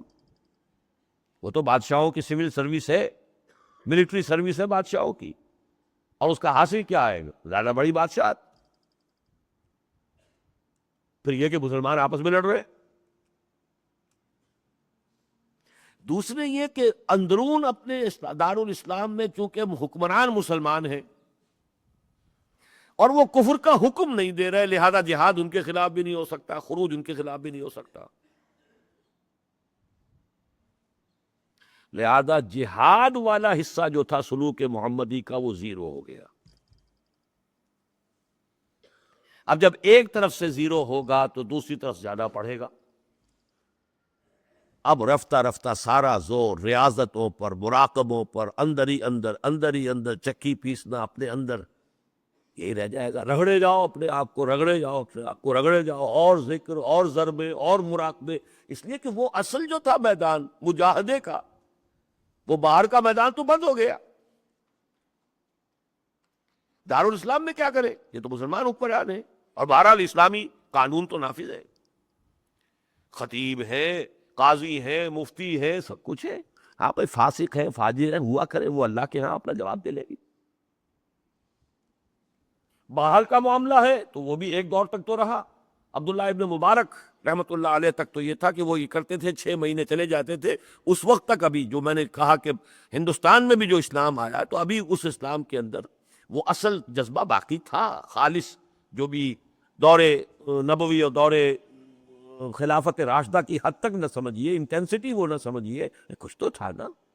آخر خود محمد ابن قاسم اتنی چھوٹی عمر میں اتنا نیک اور پارسا انسان، لیکن ہوتے ہوتے تو وہ صورتحال بھی بدل گئی. تو گویا کہ سلوک محمدی کا ایک کھاتا بند. تو اب سارا زور ریاضتوں پر ہوگا، عبادتوں پر ہوگا، نوافل پر ہوگا، اذکار پر ہوگا، مراقبوں پر ہوگا. تو کمپنسیٹ کرنے کے لیے ایک گوشے کو دوسرے گوشے کو آؤٹ آف پروپورشن بڑھانا پڑا. اسی کو میں اصطلاح تعبیر کیا کرتا ہوں کہ اگر فرض کیجئے کہ کوئی درخت آپ یہاں لگا دیں، آپ نے وہ اس کو بڑھنے والا درخت ہے، چھت تک پہنچ کر کیا کرے گا؟ وہ تو مڑے گا. اگر اب بھی بڑھے گا تو مڑے گا.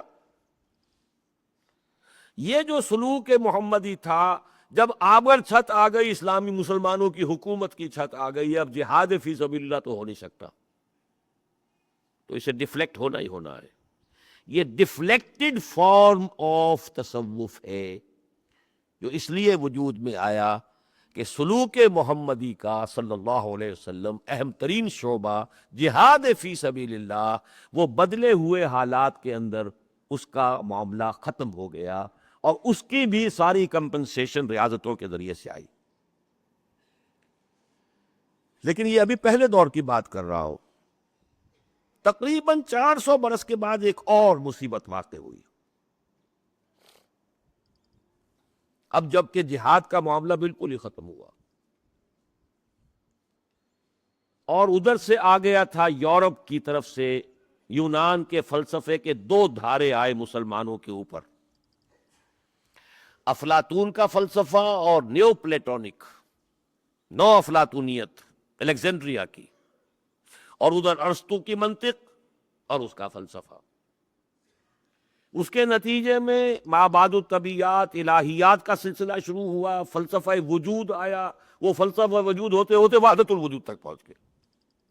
اب وہ شعبہ جو ہے وہ خالص فلسفے کی چیز تھی، لیکن چونکہ جو اولین صوفیہ تھے وہ نہایت ذہین لوگ تھے، بڑے عالم لوگ تھے، عارف لوگ تھے، کیسے ہو سکتا ہے کہ وہ فلسفے کے میدان میں تسلط دیتے ہیں؟ وہی فلسفی بھی ہو گئے۔ ہوا یہ کہ اب شیخ ابن عربی صوفی بھی ہیں اور شیخ اکبر کہلاتے اس میدان کے، اور فلسفی بھی چوٹی کے ہیں، اور ان کا فلسفہ ہے وحدت الوجود۔ یہ چیزیں اب آ کر فلسفہ بھی یہاں آ کے گڑبڑ ہو گیا، اس کا جزو لا ینفک بن گیا۔ حالانکہ وہ مسئلہ جو ہے وہ فلسفے کا مسئلہ ہے، سائنس کا مسئلہ سائنس کے میدان میں رہے، لیکن فلسفے کا مسئلہ آ کر یہاں گڑبڑ ہوا، فلسفہ وجود۔ اور دوسرے وہ جو افلاطون کے نظریات تھے اور نیو پلیٹونک جو ایک خاص روحانیت کا اس میں دور دورہ ہوا، وہ بھی ہمارے ہاں ٹیکنیکس کی حیثیت سے وہ چیزیں بھی داخل ہو گئی، مراقبے، میڈیٹیشن۔ یہ میڈیٹیشن کہ جو اس طریقے سے حضور نے تو نہیں سکھائی، یہ آسن بنا کے بیٹھو، آسن تو ہندی میں کہتے ہیں نا، یہ آسن ہے ان کے، یہ جو سارے جو بھی یہ یوگا ہوتا ہے، یوگا اس میں آسن ہے، اس یوگا کے لیے کیسے بیٹھنا ہے، کس طرح بیٹھنا ہے، پھر بیٹھ کر کس طرح اپنی توجہ کو کنسنٹریٹ کرنا ہے، یہ سب کا سب یوگا جو ہے یہ ان کے ہاں فزیکل ایکسرسائز بھی ہے، اور ساتھ ہی اس کے، اور ان کا یوگا، جاپانیوں کا یوگا اور چینیوں کا یوگا، یہ جو ہے سارے معاملات جو ہے آج پوری دنیا میں ان کا جو ڈنکا بج رہا ہے یوگا۔ اب یہ آسن میں انداز ذکر، توجہ کا ارتکاز، کس طرح توجہ کو مرتکز کیا جائے، ان میں سے کوئی چیز محمد الرسول اللہ صلی اللہ علیہ وسلم نے نہیں سکھائی امت کو، صحابہ کو نہیں سکھائی۔ دین اگر وہ ہے جو محمد نے صحابہ کو دیا تھا تو اس میں ان کا کوئی ذکر نہیں، لیکن آ گئے ہمارے ہاں یہ ساری چیزیں۔ یہ 6 جو ہیں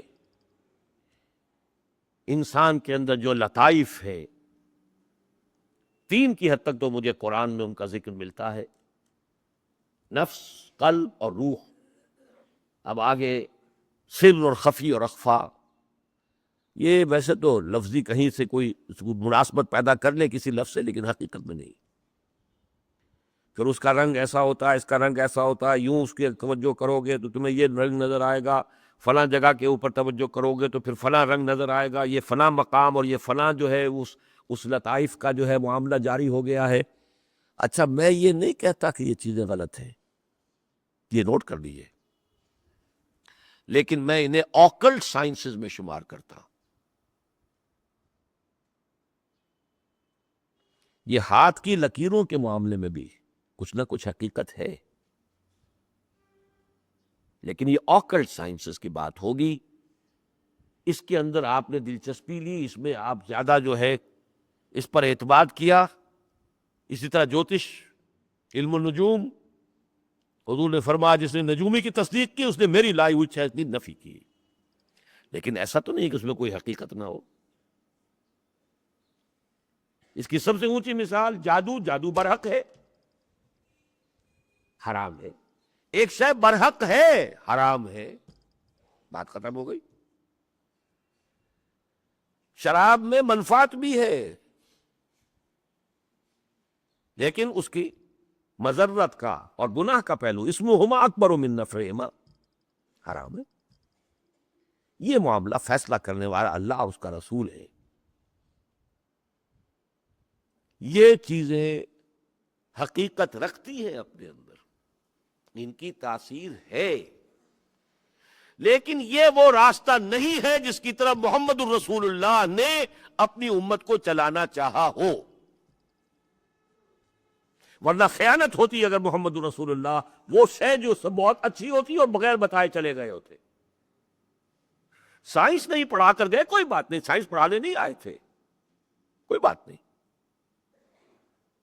لیکن روحانیت، روحانی ترقی، تزکیہ نفس، یہی تو چیزیں جس کے لیے کہ آئے ہیں.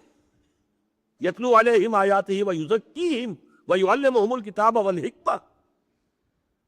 تو اگر اب کوئی حکمت کا انہوں نے، جیسے کہ ایک عام مشہور ہے کہ صرف حضرت علی کو دے کر چلے گئے حضور، تو یہ تو بات جو ہے حضور کی شان شایان نہیں، شایان شان نہیں. یہ چیزیں در حقیقت کتاب و سنت دو آنکھوں سے دیکھنا ہوگا. ان السمع والبصر والفؤاد کل اولئک کان عنہ مسئولا. اب صورتحال کیا ہے اس کو سمجھ لیجئے، کیا کرنا ہے. اس کے لیے میں نے ایک موٹا سا عنوان قائم کیا ہے، العود الی البد. یہ ایک اصطلاح ہے، عود اعادہ کرنا، پلٹنا، علی البد، بد ابتدا، جہاں سے بات شروع ہوئی تھی وہیں پہ ہمیں دوبارہ جانا ہے. اور اس کو اس کے ساتھ بھی جوڑ لیجئے کہ حضور کی بتائی ہوئی جو حدیث ہے جس میں کہ 4-5 ادوار آپ نے بیان کیے، دور نبوت کے بعد دور خلافت علی منہاج النبوہ، پھر کاٹ کھانے والی ملوکیت، پھر مجبوری والی ملوکیت، پھر دور خلافت راشدہ. تو یہ گویا کہ یہ ایک فل سرکل کھا کر نوع انسانی کو پھر وہیں پہنچنا ہے. العود الی البد، حضور کے بعد جو خلافت علی منہاج النبوہ کا دور آیا ہے وہی دور دوبارہ آنا. اور اس کے لیے اصول یہ ہے کہ جس طریقے سے آیا تھا اسی طریقے سے آئے گا. درمیان میں کیا ضرورتیں تھیں، کیا حالات تھے، جہاد کا راستہ کیوں بند ہو گیا تھا، اس کی وجہ سے ریاضتوں پر اور ذکر اذکار پر جو زیادہ زور دینا پڑا، اس کے لیے نئی نئی چیزیں بھی ایجاد کرنی پڑیں، نئے نئے طریقے دوسروں سے بھی. ان کی نیت پہ کسی کی شک نہیں ہے، ہمیں اپنے زمانے کے حالات کے تقاضوں کے مطابق انہوں نے کیا. لیکن اب امر حال بدل گیا ہے، اب زمانے کا تقاضا بدل گیا ہے. اب ایک تو یہ کہ پورے عالم اسلام میں چاہے مسلمانوں کی حکومتیں ہوں، اسلامی شریعت کہیں بھی نافذ نہیں، نظام تو کہیں بھی نہیں. شریعت چلیے کچھ فقہ جعفری ہے، کچھ ایران کے اندر کچھ فقہ حنبلی ہوگی، سعودی عرب کے اندر، باقی اور کہاں پوری دنیا کے اندر نظام وہاں کا جو ہے وہ تو بادشاہت کا ہے. بلینز آف ڈالرز کا جو ہے ایک محل بنتا ہے. یہ تو اسلام نہیں ہے، مس ریپرزنٹیشن آف اسلام ہے. آج ہمیں دوبارہ، جیسے کہ حضور نے خطبہ حجۃ الوداع میں فرمایا تھا، استدار الزمان کہیئتہ یوم خلق اللہ السماوات والارض، آج پھر زمانے کی تقویم چکر لگا کر وہیں پہنچ گئی ہے جہاں پر کہ اللہ نے آسمان اور زمین کو جب پیدا کیا تھا تو تب جس حساب پر کیا تھا اسی پر زمانہ آ گیا ہے. یعنی اشہر حرم کو آگے پیچھے کرتے رہے تھے قریش، تو اس سے جو یہ کیلنڈر جو ہے اپنی جگہ سے ہٹ گیا تھا. لیکن یہ کہ ہٹتے ہٹتے ہٹتے ہٹتے یہ چکر کھا کے اب جو حج ہوا ہے سن 10 ہجری کے اندر، آپ نے فرمایا کہ ٹھیک کیلنڈر جو ہے، جو اس دن کا کیلنڈر ہے جس دن کا میں اللہ نے آسمان و زمین کی تخلیق کی ہے، اسی کیلنڈر پر آ گیا. اس وقت سے اب تک چلا آ رہا اللہ کے فضل سے. تو ہمیں اس العود الی البد کے لیے اور اسی خلافت علی منہاج النبوت کے نظام کو دوبارہ دنیا میں قائم کرنے کے لیے ہمیں یہ کرنا پڑے گا کہ تصوف کا بھی سلوک محمدی والا راستہ اختیار کرے. اسی طرح وہی جس کی طرح میں بیان کر چکا ہوں، ایمان بذریعہ قرآن، ذکر اولا قرآن کے ذریعے، پھر نماز اور ادعیہ و اوراد مسنونہ کے ذریعے، ریاضت عبادات کے ذریعے، اور اس میں فرض کی اہمیت اور اصل مخالفت نفس، ایثار، قربانی، انفاق، مال لگاؤ، اپنی سٹینڈرڈ آف لیونگ کو کم کرو اور کم کرو اور کم کرو، ایثار کرو، انفاق کرو، خرچ کرو، لگاؤ، وقت لگاؤ گے تو آمدنی کم ہوگی، اور جو بھی آمدنی ہے اس میں سے بھی لگاؤ، اس میں سے بھی خرچ کرو. یہ ہوگا علاج، یہ ہے مخالفت نفس کے جس کے ذریعے سے تزکیہ نفس ہوگا. یہ ہے سلوک محمدی صلی اللہ علیہ وسلم. اب میں چاہتا ہوں کہ تھوڑے سے وقت میں یہ احسان اسلام آپ کو بتا دوں.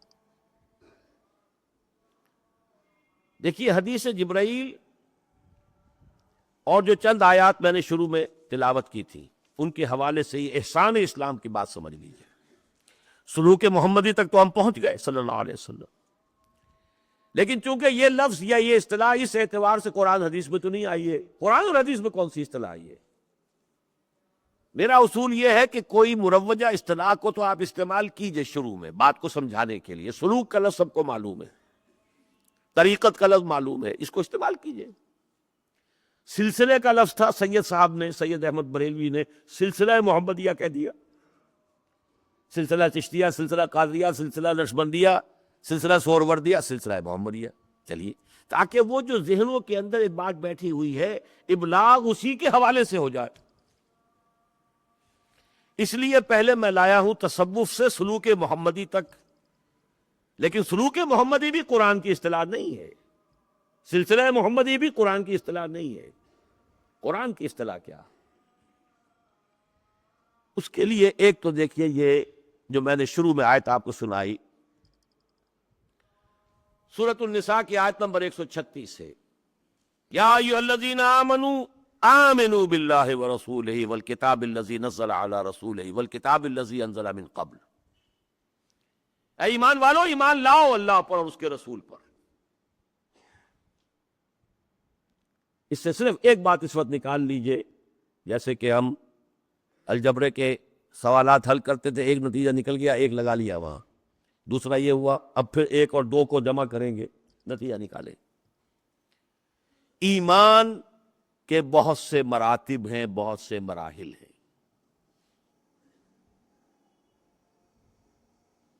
اے ایمان والو، ایمان لاؤ. کسی درجے میں ایمان تمہیں حاصل ہے تبھی تو کہا جا رہا ہے ایمان والو، لیکن کسی درجے میں حاصل نہیں ہے، ایمان لاؤ. اب اس کو واضح کیا سورہ حجرات میں. ایک ایمان وہ ہے کہ جو اسلام کا رکن اول ہے، یعنی اقرار باللسان، شہادت. قالت الاعراب آمنا قل لم تؤمنوا ولکن قولوا اسلمنا. یہ بدو دعویٰ کر رہے ہیں ہم ایمان لے آئے. نبی ان سے کہہ دیجئے تم ایمان ہرگز نہیں لائے ہو، بلکہ یوں کہو کہ ہم اسلام لے آئے ہیں، ہم مسلمان ہو گئے ہیں، ہم نے اطاعت قبول کر لی ہے. ولما يدخل الایمان فی قلوبکم، ابھی تک ایمان تمہارے دلوں میں داخل نہیں ہو. اسی لیے وہ حدیث ہے بنی الاسلام علی خمس، اسلام کی بنیاد 5 چیزوں پر ہے: شہادت اللہ الہ الا اللہ وان محمد رسول اللہ، واقام الصلاۃ وایتاء الزکوٰۃ وصوم رمضان وحج البیت. یہ ہے اقرار باللسان والا ایمان. یہ پہلا ایمان ہے جو اسلام کا رکن اول ہے. دوسرا ایمان ہے تصدیق بالقلب، ولما يدخل الایمان فی قلوبکم، جب ایمان دلوں میں داخل ہو جائے اور داخل ہو کر جاگزیں ہو جائے، قلب کو منور کر دے. چنانچہ اسی صورت میں وہ الفاظ ہیں صحابہ کے لیے: وَلَكِنَّ اللَّهَ حَبَّبَ إِلَيْكُمُ الْإِيمَانَ وَزَيَّنَهُ فِي قُلُوبِكُمْ. اے محمد کے ساتھیوں، اللہ نے تو تمہارے نزدیک ایمان کو بہت محبوب کر دیا ہے اور تمہارے دلوں کے اندر مزین کر دیا ہے، کھبا دیا ہے۔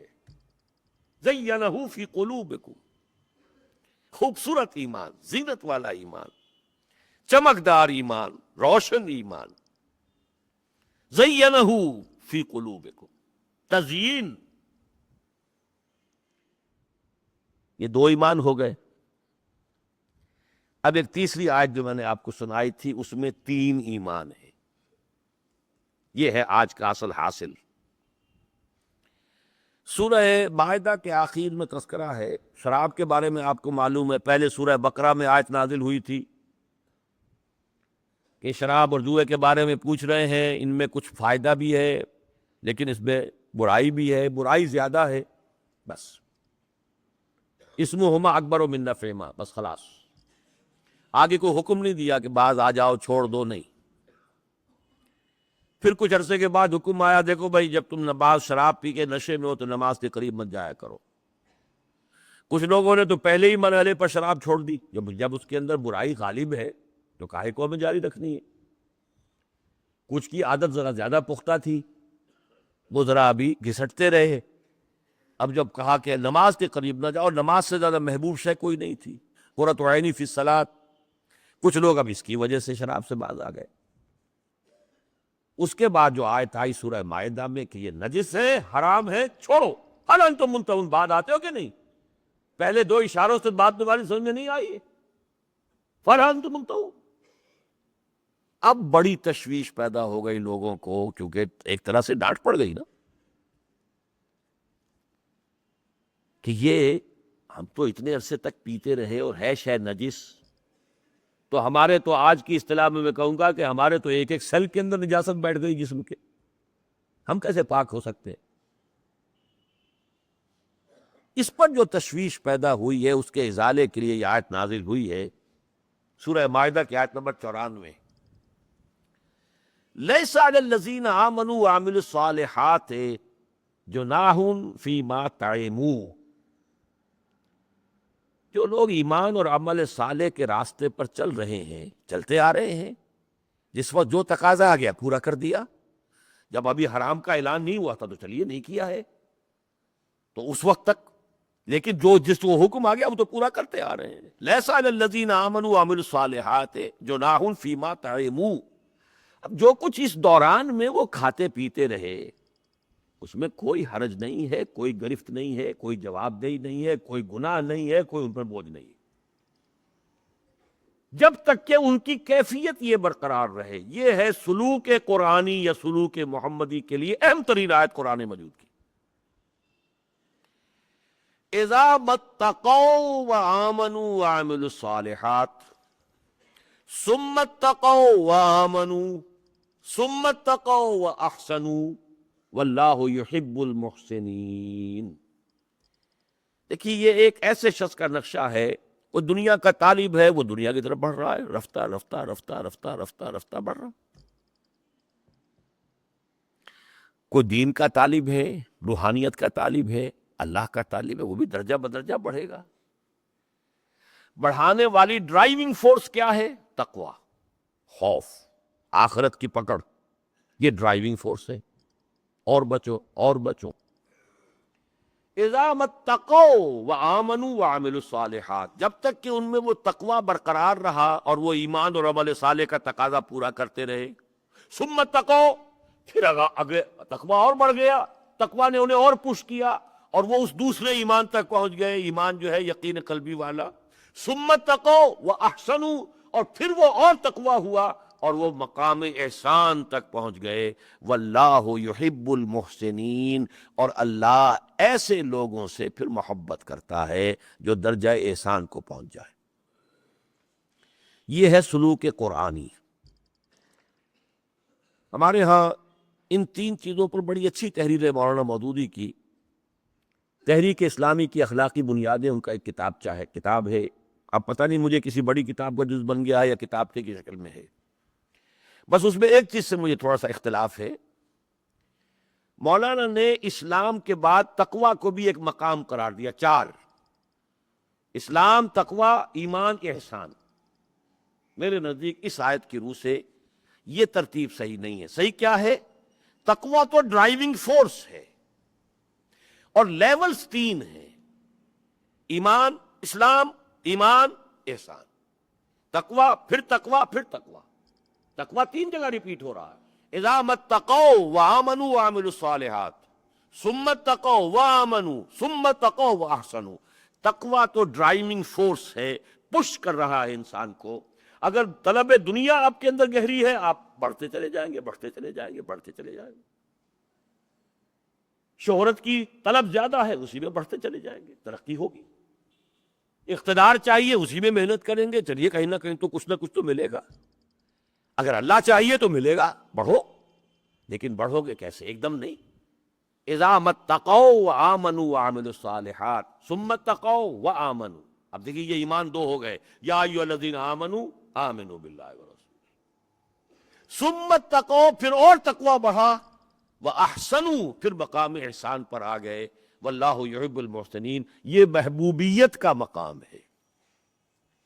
اب کس میں جو یہ الفاظ آئے ہیں ان کی صحیح تشریح، جیسے سورہ نساء میں آیا اے ایمان والو ایمان لاؤ. سورہ حجرات میں واضح کر دیا پہلا ایمان کون سا ہے؟ اسلام. دوسرا ایمان ہے حقیقی ایمان. یہاں پر بھی پہلے ایمان، پھر احسان. اذا اتقوا وآمنوا وعملوا الصالحات ثم اتقوا وآمنوا ثم اتقوا واحسنوا. لیکن حدیث جبرائیل میں، جس کو ام السنہ کہا گیا ہے، پوری حدیث اور سنت رسول کے لیے اتنی ہی اہمیت کی حامل حدیث ہے جتنی اہمیت کی حامل سورہ فاتحہ ہے قرآن مجید میں. ام القرآن، اساس القرآن، سورہ فاتحہ. ام السنہ حدیث جبرائیل. اور یہ حدیث اتنی متواتر ہے، اتنے صحابہ سے منقول ہے. حضرت عمر سے جو روایت ہے اس کی وہ مسلم شریف میں ہے. حضرت ابو ہریرہ سے جو ہے وہ بخاری شریف میں ہے. پھر حضرت عبداللہ ابن عباس سے ہے، عبداللہ ابن عمر سے ہے، اور لوگوں سے ہے. یہ حدیث پڑھی ہی بہت مشہور. اور تھوڑا تھوڑا سا ایک ہی شخص جو ہے، وہ چند آدمی ایک واقعے کو دیکھیں گے، وہ بیان کر رہے ہیں، وہ بیان کر رہے ہیں، تھوڑا تھوڑا فرق واقع ہو جائے گا، لفظی فرق ہے اور ہوگا وہ. کیونکہ لفظاً تو محفوظ قرآن ہے، حدیث محفوظ ہے معنن، لفظاً نہیں. اس حوالے سے واقعہ تو ایک ہی ہوا کہ حضرت جبرائیل آئے، انسانی شکل میں آئے، صحابہ اکرام بیٹھے ہوئے تھے، اور بڑا تفصیلی نقشہ اس کا کھینچا ہے، حضرت عمر والی حدیث کے اندر ہے. لہذا زیادہ قبولیت اسی کو حاصل ہوئی ہے، اگرچہ وہ متفق علیہ نہیں ہے، صرف مسلم میں، بخاری میں نہیں. لیکن یہ کہ زیادہ قبول اسی کو حاصل ہوئی ہے، قبولیت. نقشہ کھینچ دیا انہوں نے، کیسے بیٹھے ہوئے تھے. اچانک ایک آدمی طلوع ہوا، بڑا سفید براق اس کا لباس تھا، اور اس کے بالوں پر اور لباس پر کہیں کو گردہ نہیں تھا، لیکن ہم میں سے کوئی اسے پہچانتا بھی نہیں تھا. یعنی کوئی آدمی اگر کہیں مدینے کا ہوتا تو کوئی جاننے والے ہوتے، کوئی کسی مدینے کا کوئی شخص پہچاننے والا ہوتا. اگر مسافر ہوتا اور مہمان ٹھہرا ہوتا کسی کے پاس تو وہ اسے پہچانتا. وہ بھی بات نہیں، اچانک ہی آیا ہے اور تیر کی طرح سیدھا چلا گیا حضور جہاں بیٹھے ہوئے تھے، اور گویا کہ ایک طرح سے گستاخی کے انداز میں جا کر حضور کے سامنے بیٹھ گیا. حضور بھی 2 زانو بیٹھے ہوئے تھے، اور وہ بھی 2 زانو بیٹھ کے اس نے اپنے گھٹنے حضور کے گھٹنوں سے جوڑ دیے. اسند رکبتیہ الی رکبتیہ، اور پھر اپنے دونوں ہاتھ حضور کی رانوں پر رکھ دیے. سب دیکھ رہے ہیں یہ تماشا کیا ہو رہا ہے، یہ ہے کون؟ لیکن کوئی ایسی وجاہت ہوگی اس شخص کے اندر کہ بولنے کی کسی کو ضرورت نہیں ہو رہی. اب اس نے سوال کیا، یا محمد صلی اللہ علیہ وسلم اخبرنی عن الاسلام، مجھے بتائیے اسلام کسے کہتے ہیں. حضور نے جواب دی، اسلام یہ ہے کہ تم شہادت دو کہ اللہ کے سوا کوئی معبود نہیں اور محمد اللہ کے رسول ہیں، نماز قائم کرو، روزہ رکھو، زکوٰۃ ادا کرو، حج کرو. قال صدقت، کہا درست جواب دیا آپ نے، صحیح کہا. اب ہم لوگ حیران ہوئے، یہ تو استاد معلوم ہو رہا، یہ انداز تو استاد کا ہوتا ہے، کسی سائل کا تو نہیں ہوتا. لیکن چپ ہے. اخبرنی عن الایمان، اب مجھے بتاؤ ایمان کسے کہتے ہیں. قال ایمان ان تؤمن باللہ وملائکتہ وکتبہ، وہ ایمان کی تفاصیل بتا دی. قال صدقت، ٹھیک. تیسرا سوال کیا، اخبرنی علی احسان، اب مجھے بتائیے احسان کیا ہے. یہ 3 درجے. اس کا بھی جواب دیا، ان تعبد اللہ کانک تراہ فإن لم تکن تراہ فإنہ یراک. اس کیفیت میں اللہ کی بندگی کرنا کہ گویا کہ تم اپنی آنکھوں سے اللہ کو دیکھ رہے ہو. اور اگر یہ کیفیت حاصل نہ ہو تو کم سے کم اتنی شدت ہو استحضار کی اللہ کے کہ میں اللہ کی نگاہ میں ہوں، اللہ مجھے دیکھ رہا ہے. یہ کم ترین درجہ ہے احسان کا. یہ ہے تصوف اسلامی کی اصطلاح احسان. اور اس میں ایک تو یہ نوٹ کیجئے، ایمان میں نے کہا تھا 3 ہو گئے. ایک اسلام والا ایمان ہے ٹپ آن دی ٹنگ، آمنت باللہ ہے، یا اشہد ان لا الہ الا اللہ و اشہد ان محمد رسول اللہ. یہ ایمان نمبر 1 ہے، قانونی ایمان جو اسلام کا رکن ہے. اب یہاں سے وہ داخل ہوا قلب میں، یہ ہے اصل ایمان، دوسرا ایمان حقیقی ایمان. اب یہ اللہ کے ہاں مومن شمار ہوگا. لیکن اس قلب میں اترنے کے بعد ایمان کی گہرائی کی کوئی حد نہیں، اور گہرا اور گہرا اور گہرا اور گہرا اور گہرا. اور یہاں مجھے یاد آ رہے ہیں وہ اشعار، وہ جو شاید حضرت بلے شاہ کے ہیں غالباً، دل دریا سمندروں ڈونگے کون دلاں دیا جانے ہو. اس لیے سلطان باہو کے ہیں، سلطان باہو. یہ دل دریا سمندر، دریا نہیں سمندر سے بھی ڈونگے ہیں یہ. ان کی گہرائی کون ناپ سکتا ہے؟ دل دریا سمندروں ڈونگے کون دلاں دیا جانے ہو. تو ایمان کی گہرائی کی کوئی حد نہیں. کہاں میرا ایمان، اس کو تو پہلے ایمان پہ رکھ لیجئے. کہاں ایک ادنا صحابی کا ایمان، اس کو قلب پہ لے آئیے. کہاں ابو بکر صدیق کا ایمان، وہ کہاں جائے گا؟ ہم تو 2 ہی چیزوں کو جانتے ہیں، زبان کو اور دل کو، لیکن دل کی گہرائیوں کا تو اندازہ ہمیں نہیں. یہ دل مسکن ہے روح انسانی کا. روح عالم امر کی شے ہے. عالم امر میں ٹائم اینڈ سپیس گم ہو جاتے ہیں. اقبال نے جو کہا زماں ہے نہ مکان، لا الہ الا اللہ. خرد ہوئی ہے زمان و مکان کی زناری. زمان ہے نہ مکان، کس کی بات کر رہے ہیں؟ زمان و مکان تو ہے، ٹائم اینڈ سپیس تو ہے، لیکن دس ٹائم آف سپیس صرف عالم خلق سے وابستہ، عالم امر سے نہیں. ایک اور عالم ہے جس میں ٹائم اور سپیس، زمان ہے نہ مکان، لا الہ الا. خرد ہوئی ہے زمان و مکان کی زناری. ہماری عقل تو اس ٹائم اور سپیس کے دائرے سے باہر نکل ہی نہیں سکتی. ہم سوچیں گے اسی کے اندر، لیکن ایک عالم ہے عالم امر، زمان ہے نہ مکان، لا الہ الا اللہ. یہ وہ عالم امر ہے، آنے واحد میں ہو. یہ روح آنے واحد میں یہاں اور آنے واحد میں عرش معلیٰ پر پہنچ جائے گی.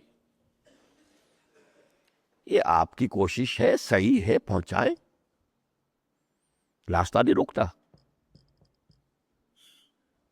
آنے واحد. اور یہ روح ایک جداگانہ حقیقت ہے.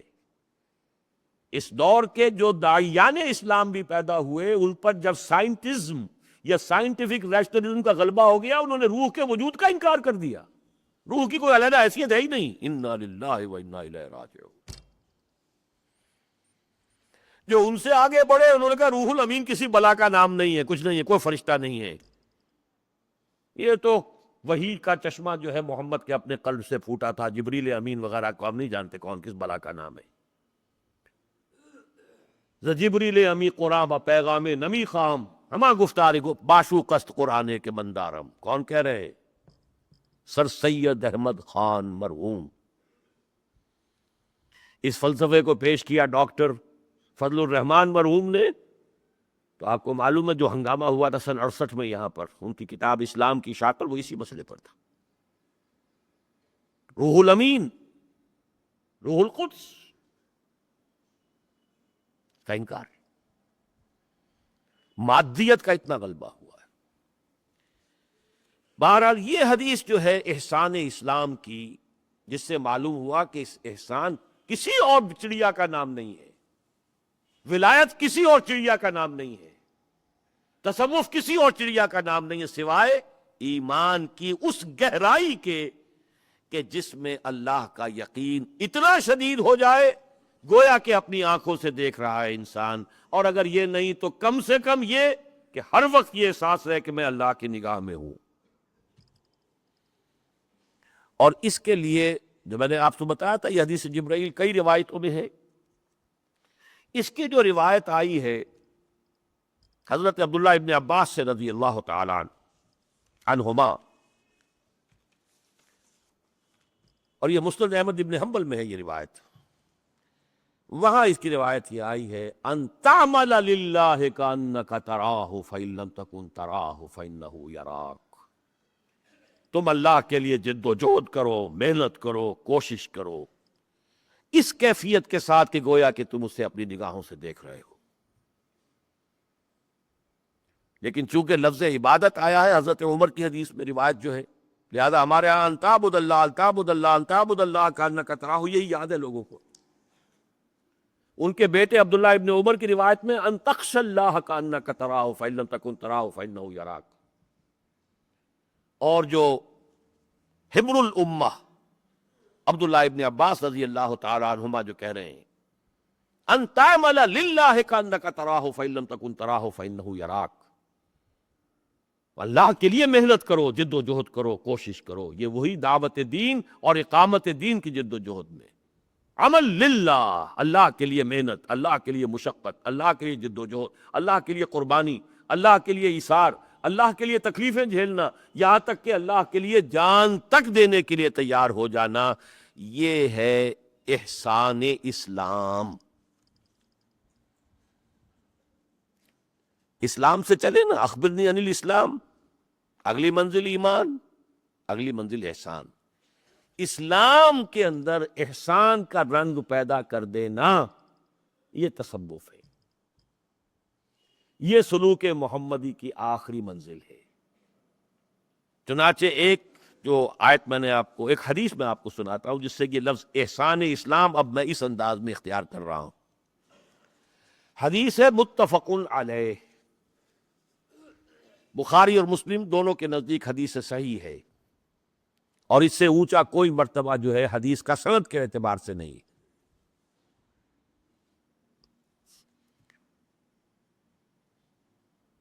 اذا احسن احدکم اسلامہ، جب تم میں سے کوئی شخص اپنے اسلام کا احسان کر لے، اسلام کو نہایت خوبصورت بنا لے۔ احسان کے لفظی معنی کیا ہے؟ حسن سے احسان، جو بیوٹیفائی، ایک بڑا کورس سا رف سا اسلام ہے جیسا ہمارا ہے، ایک بڑا خوبصورت اسلام، ہر چیز معلوم و سانچے میں صحیح ڈھلی ہوئی ہے، نماز ہے تو بہترین سانچے میں ڈھلی ہوئی، محمد الرسول اللہ کی نماز کے سانچے میں ڈھلی ہوئی، اطوار ہے، عادات ہیں، چلنے کا انداز ہے تو وہ بھی اسی سانچے میں ڈھلا ہوا۔ تو احسان اسلام، ایک حدیث میں آتا ہے اگر تمہیں کسی کو قتل کرنا ہو، اب ظاہر بات ہے جلاد ہے، اس کا تو کام ہے، اسے تو گردن اڑانی ہے، اذا قتلتم فاحسنوا القتلۃ، تو خوبصورت طریقے سے قتل کیا کرو، یعنی ایسا نہ ہو کہ کوئی کھنڈی چھری لے کر پھیرے جا رہا ہے اس کے اوپر، اور غریب کا جو ہے اس کے وہ ایک قتل کے بجائے 100 قتل ہو رہے ہیں اس کے۔ وَإِذَا ذَبَحْتُمْ فَأَحْسِنُوا الذِّبْحَ، جب بکری ذبح کر رہے ہو یا کوئی اور میڈا ذبح کر رہے تو خوبصورتی سے اس کو تیز کرو تاکہ ایک ہی اس کے اندر جو ہے اس کو کم سے کم تکلیف۔ تو احسان کے معنی یہ ہے جو کام کرو خوبصورتی سے کرو۔ تو احسان اسلام، اسلام اختیار کیا ہے تو خوبصورت اسلام اختیار کرو۔ تمہارا اسلام اسی سانچے میں پوری طرح ڈل جائے، اسوہ رسول کے سانچے میں ڈلا ہوا، یہ احسان اسلام۔ تو من احسن احدکم اسلامہ، اذا احسن احدکم اسلامہ، جب تم میں سے کوئی شخص اپنے اسلام کو احسان کے درجے تک لے آتا ہے تو کیا ہوتا ہے؟ فَكُلُّ حَسَنَةٍ يَعْمَلُهَا تُكْتَبُ لَهُ بِعَشْرِ أَمْثَالِهِ إِلَىٰ 700 ضِعْفٍ۔ تو ہر نیکی جو وہ کرتا ہے وہ لکھی جاتی ہے اس کے ہاں، اس کے حساب میں 10 گنا کم سے کم اور 700 گنا تک۔ اب یہ احسان ہو رہا، کس درجے میں آپ نے وہ کام خوبصورتی سے ادا کیا۔ نماز ادا کی تو کتنی خوبصورتی سے ادا کی، آپ 10 گنا 10 نمازوں کا ثواب بھی لے جا سکتے ہیں، 700 نمازوں کا ثواب بھی لے جا سکتے ہیں۔ وہ احسان الصلاح ہو جائے گا، نماز کا احسان۔ وضو کر رہے، احسن وضوءہ، حدیث کے الفاظ آتے ہیں، جب تم میں سے کوئی وضو کرے اور خوبصورت وضو کرے، اس کے تمام جو اعمال ہیں صحیح ان کا حق ادا کرتے ہوئے وضو کرنا، احسان وضو، احسان صلاۃ، احسان اسلام۔ تو اذا احسن احدکم اسلامہ فکل حسنۃ یعملها تکتب له بعشر امثالہ الی 700 ضعف، 700 گنا تک۔ وکل سیئۃ یعملها تکتب بمثلها۔ ہاں ودی بھی ہو جائے، آخر انسان جب تک انسان رہے گا کوئی غلط حرکت بھی ہو جائے گی۔ الانسان مرکب من الخطاء والنسیان، تو وہ لیکن ایک بدی لکھی جائے گی، ایک ہی گناہ لکھا جائے گا، زیادہ نہیں۔ نیکی 10 گنا سے لے کر اور 700 گنا تک۔ تو یہاں اس حدیث میں جو اصل مضمون تھا، احسن اسلامہ، احسان اسلام، یہ ہے اس تصوف کے مقصود کے لیے قرآن کی اور حدیث کی اصطلاح۔ لیس علی الذین آمنوا وعملوا الصالحات جناح فیما طعموا اذا ما اتقوا وآمنوا وعملوا الصالحات ثم اتقوا وآمنوا ثم اتقوا واحسنوا۔ اور احسان کے بھی جیسا کہ میں نے عرض کیا 2 درجے کر دیے، یہ بہت اونچی بات ہے، اس درجے یقین ہو جانا جیسے کہ اپنی آنکھوں سے دیکھ رہے ہو، تو ایسا نہ ہو کہ محرومی ہو جائے، نہیں، اسی درجہ احسان میں اللہ اس سے ذرا ایک کمتر درجے کی پوزیشن کو بھی شمار کر لے گا۔ فَإِن لَمْ تَكُنْ تَرَاهُ فَإِنَّهُ يَرَاكَ، کم سے کم یہ کیفیت ہو، مستحضر ہے ہر وقت، I am in his presence، وہ موجود ہے، مجھے دیکھ رہا ہے ہر وقت، اس سے غفلت نہ ہونے پائے۔ جب یہ یقین ہو جائے اللہ مجھے دیکھ رہا ہے، یقین ہو، گناہ کیسے سرزد ہوگا؟ کنسٹیبل کھڑا ہوتا ہے چوک میں تو گاڑی ٹھیک جگہ رک جاتی ہے، سارجنٹ بھی اگر نظر آئے ساتھ ہی کھڑا ہوا اور اس کے پاس موٹر سائیکل بھی ہے، تب تو کوئی موٹر سائیکل والا بھی نہیں کرے گا جرات کہ پیچھا ہو سکتا ہے، معلوم ہو اللہ دیکھ رہا ہے، عمل صالح ہو جائے گا۔ جسے یقین ہے اللہ مجھے دیکھ رہا ہے، اب آپ سوچئے وہ اللہ کے لیے کوئی قربانی دینے سے باز رہے گا؟ میرا رب مجھے دیکھ رہا ہے، کسی کو پتہ لگے نہ لگے میں نے انفاق کیا ہے، مجھے کوئی اس کی شہرت نہیں چاہیے۔ لا نريد منکم جزاء ولا شکورا، میرا رب دیکھ رہا ہے، اس نے دیکھا ہے، بدلہ چاہیے تو اس سے چاہیے اور کسی سے نہیں چاہیے۔ جد و جہد، قربانی، ان تعمل للہ کانک تراہ فإن لم تکن تراہ فإنہ یراک، یہ ہے اصطلاح جس کو ہمیں عام کرنا ہے، اور اس کو اس ڈیفلیکٹڈ، ڈائیورٹڈ ان راستوں سے جو دور نبوت کے بعد، دور خلافت راشدہ کے بعد حالات کے جبر کی وجہ سے یہ ڈیفلیکٹ ہو گیا۔ میں ان کی نیتوں پر کوئی حملہ نہیں کر رہا، میں نے تو اس کی توجیہ کر دی ہے کہ جو سب سے بڑا تزکیہ نفس کا ذریعہ ہے مخالفت نفس، اس کے لیے جہاد فی سبیل اللہ جو سب سے بڑی شے تھی، اس کا دروازہ بند ہو گیا 2 وجوہات سے۔ لہذا وہ ساری چیز کمپنسیٹ کر کے اسی کے اندر ایک ہی چیز میں، ریاضتوں میں، تپسیاؤں میں اور مراقبوں میں اور چلوں میں، چلہ کشی اور یہ اور وہ، یہ ساری چیزیں جو آئی ہیں، کہ جو محمد الرسول اللہ نے نہیں سکھائیں، آپ نے صحابہ کو تلقین نہیں فرمائی. خلاف محمد کسے راہ گزید کہ ہرگز بمنزل نقار رسید. خلاف پیغمبر کسے راہ گزید، اگر پیغمبر کے اس راستے سے ہٹ کر، وہ تقاضا تھا اپنے وقت کا تھا، لیکن اب تقاضا جو ہے وہ یوں سمجھیے جو میں نے کہا تھا کہ اب وہ العود الی البدء، اب تجدید جزوی کا دور ختم ہو چکا ہے، تجدید کلی کا دور شروع ہو چکا ہے. یہ پوری عمارت بنیاد سے اٹھانی ہے، اور یہ ہر پہلو سے اسی بنیاد پر اٹھانی پڑے گی جس بنیاد پر کہ محمد الرسول اللہ صلی اللہ علیہ وسلم نے اٹھائی تھی. اس سے ازالہ ہوگا ہمارے بعض کارکنوں کا بھی کمی محسوس کرتے ہیں اپنے اندر، وہی پیاس باہر ماحول میں مادہ پرستی. اس مادہ پرستی کی چھاپ اپنے اوپر بھی تو پڑتی رہتی ہے نا. آخر تاثیر اور تاثر یہ تو دو طرفہ عمل ہے جو معاشرے میں جاری رہتا ہے. آپ اپنے ماحول پر اثر انداز ہوتے ہیں تو کیا ماحول آپ پر اثر انداز نہیں ہوتا؟ آپ کے اوپر جو گردہ پڑ جاتا ہے، اس گردے کی وجہ سے محسوس ہوتا ہے اندر تو بھائی کوئی خالی سا نظر آ رہا ہے، وہ خالی ہے. اس پیاس کی وجہ سے اس راستے کی طرف نہ لپکیے. اب وہ سلوک ڈیفلیکٹڈ سلوک، وہ تصوف نہیں، قطعاً نہیں. اب وہ اصل سلوک محمدی، وہ اصل احسان اسلام جو محمد الرسول اللہ نے سکھایا ہے، اب اسی کو مضبوطی کے ساتھ پکڑنا ہے. کوئی کمی محسوس ہو رہی ہے تو اسی میں پورا کیجیے، اور قرآن مجید سے تعلق کو بڑھائیے، اور اس کی تلاوت کے اندر جو ہے آپ کے اور اوقات کا اضافہ ہو، اور اس میں تدبر ہو، اور اس کی گہرائیوں کے اندر غوطہ زنی ہو. اسی سے وہ ایمان اور یقین حاصل ہوگا، اسی سے وہ سارا اندر کا خلا جو ہے پر ہوگا. یہ نہیں ہے کہ یہ جو بھی مروجہ ہمارے ہاں بنے ہوئے ہیں اس سلسلے ہے، اور یہ میں نہیں کہتا کہ مصرے سے کوئی فائدہ نہیں، کوئی نہ کوئی فائدہ ہوتا ہی ہے. آکلٹ سائنسز کے اندر بھی کچھ نہ کچھ حقیقت تو ہے، لیکن ہمیں تو بمصطفیٰ برساں خویش را کہ دی ہم اوست، اگر بو نہ رسیدی تمام بولہ بیست. اس حوالے سے ہمیں درمیان میں آنا ہے. کس چیز کے درمیان میں؟ ایک انتہا یہ کہ نہیں یہ کوئی شے ہی نہیں ہے، کچھ نہیں ہے، روح کی حقیقت ہی کوئی نہیں ہے، روح کا کوئی روحانیت کسی بلا کا نام ہی نہیں ہے، یہ سب خلل ہے دماغ کا. یہ بھی حماقت ہے اول درجے کی. اور یہ کہ تصوف بس یہی ہے کہ جو ہمارے ہاں ہمارے صوفیہ نے جو بھی طریقے ایجاد کیا اس کے، یہ بھی دوسرے درجے کی حماقت ہے.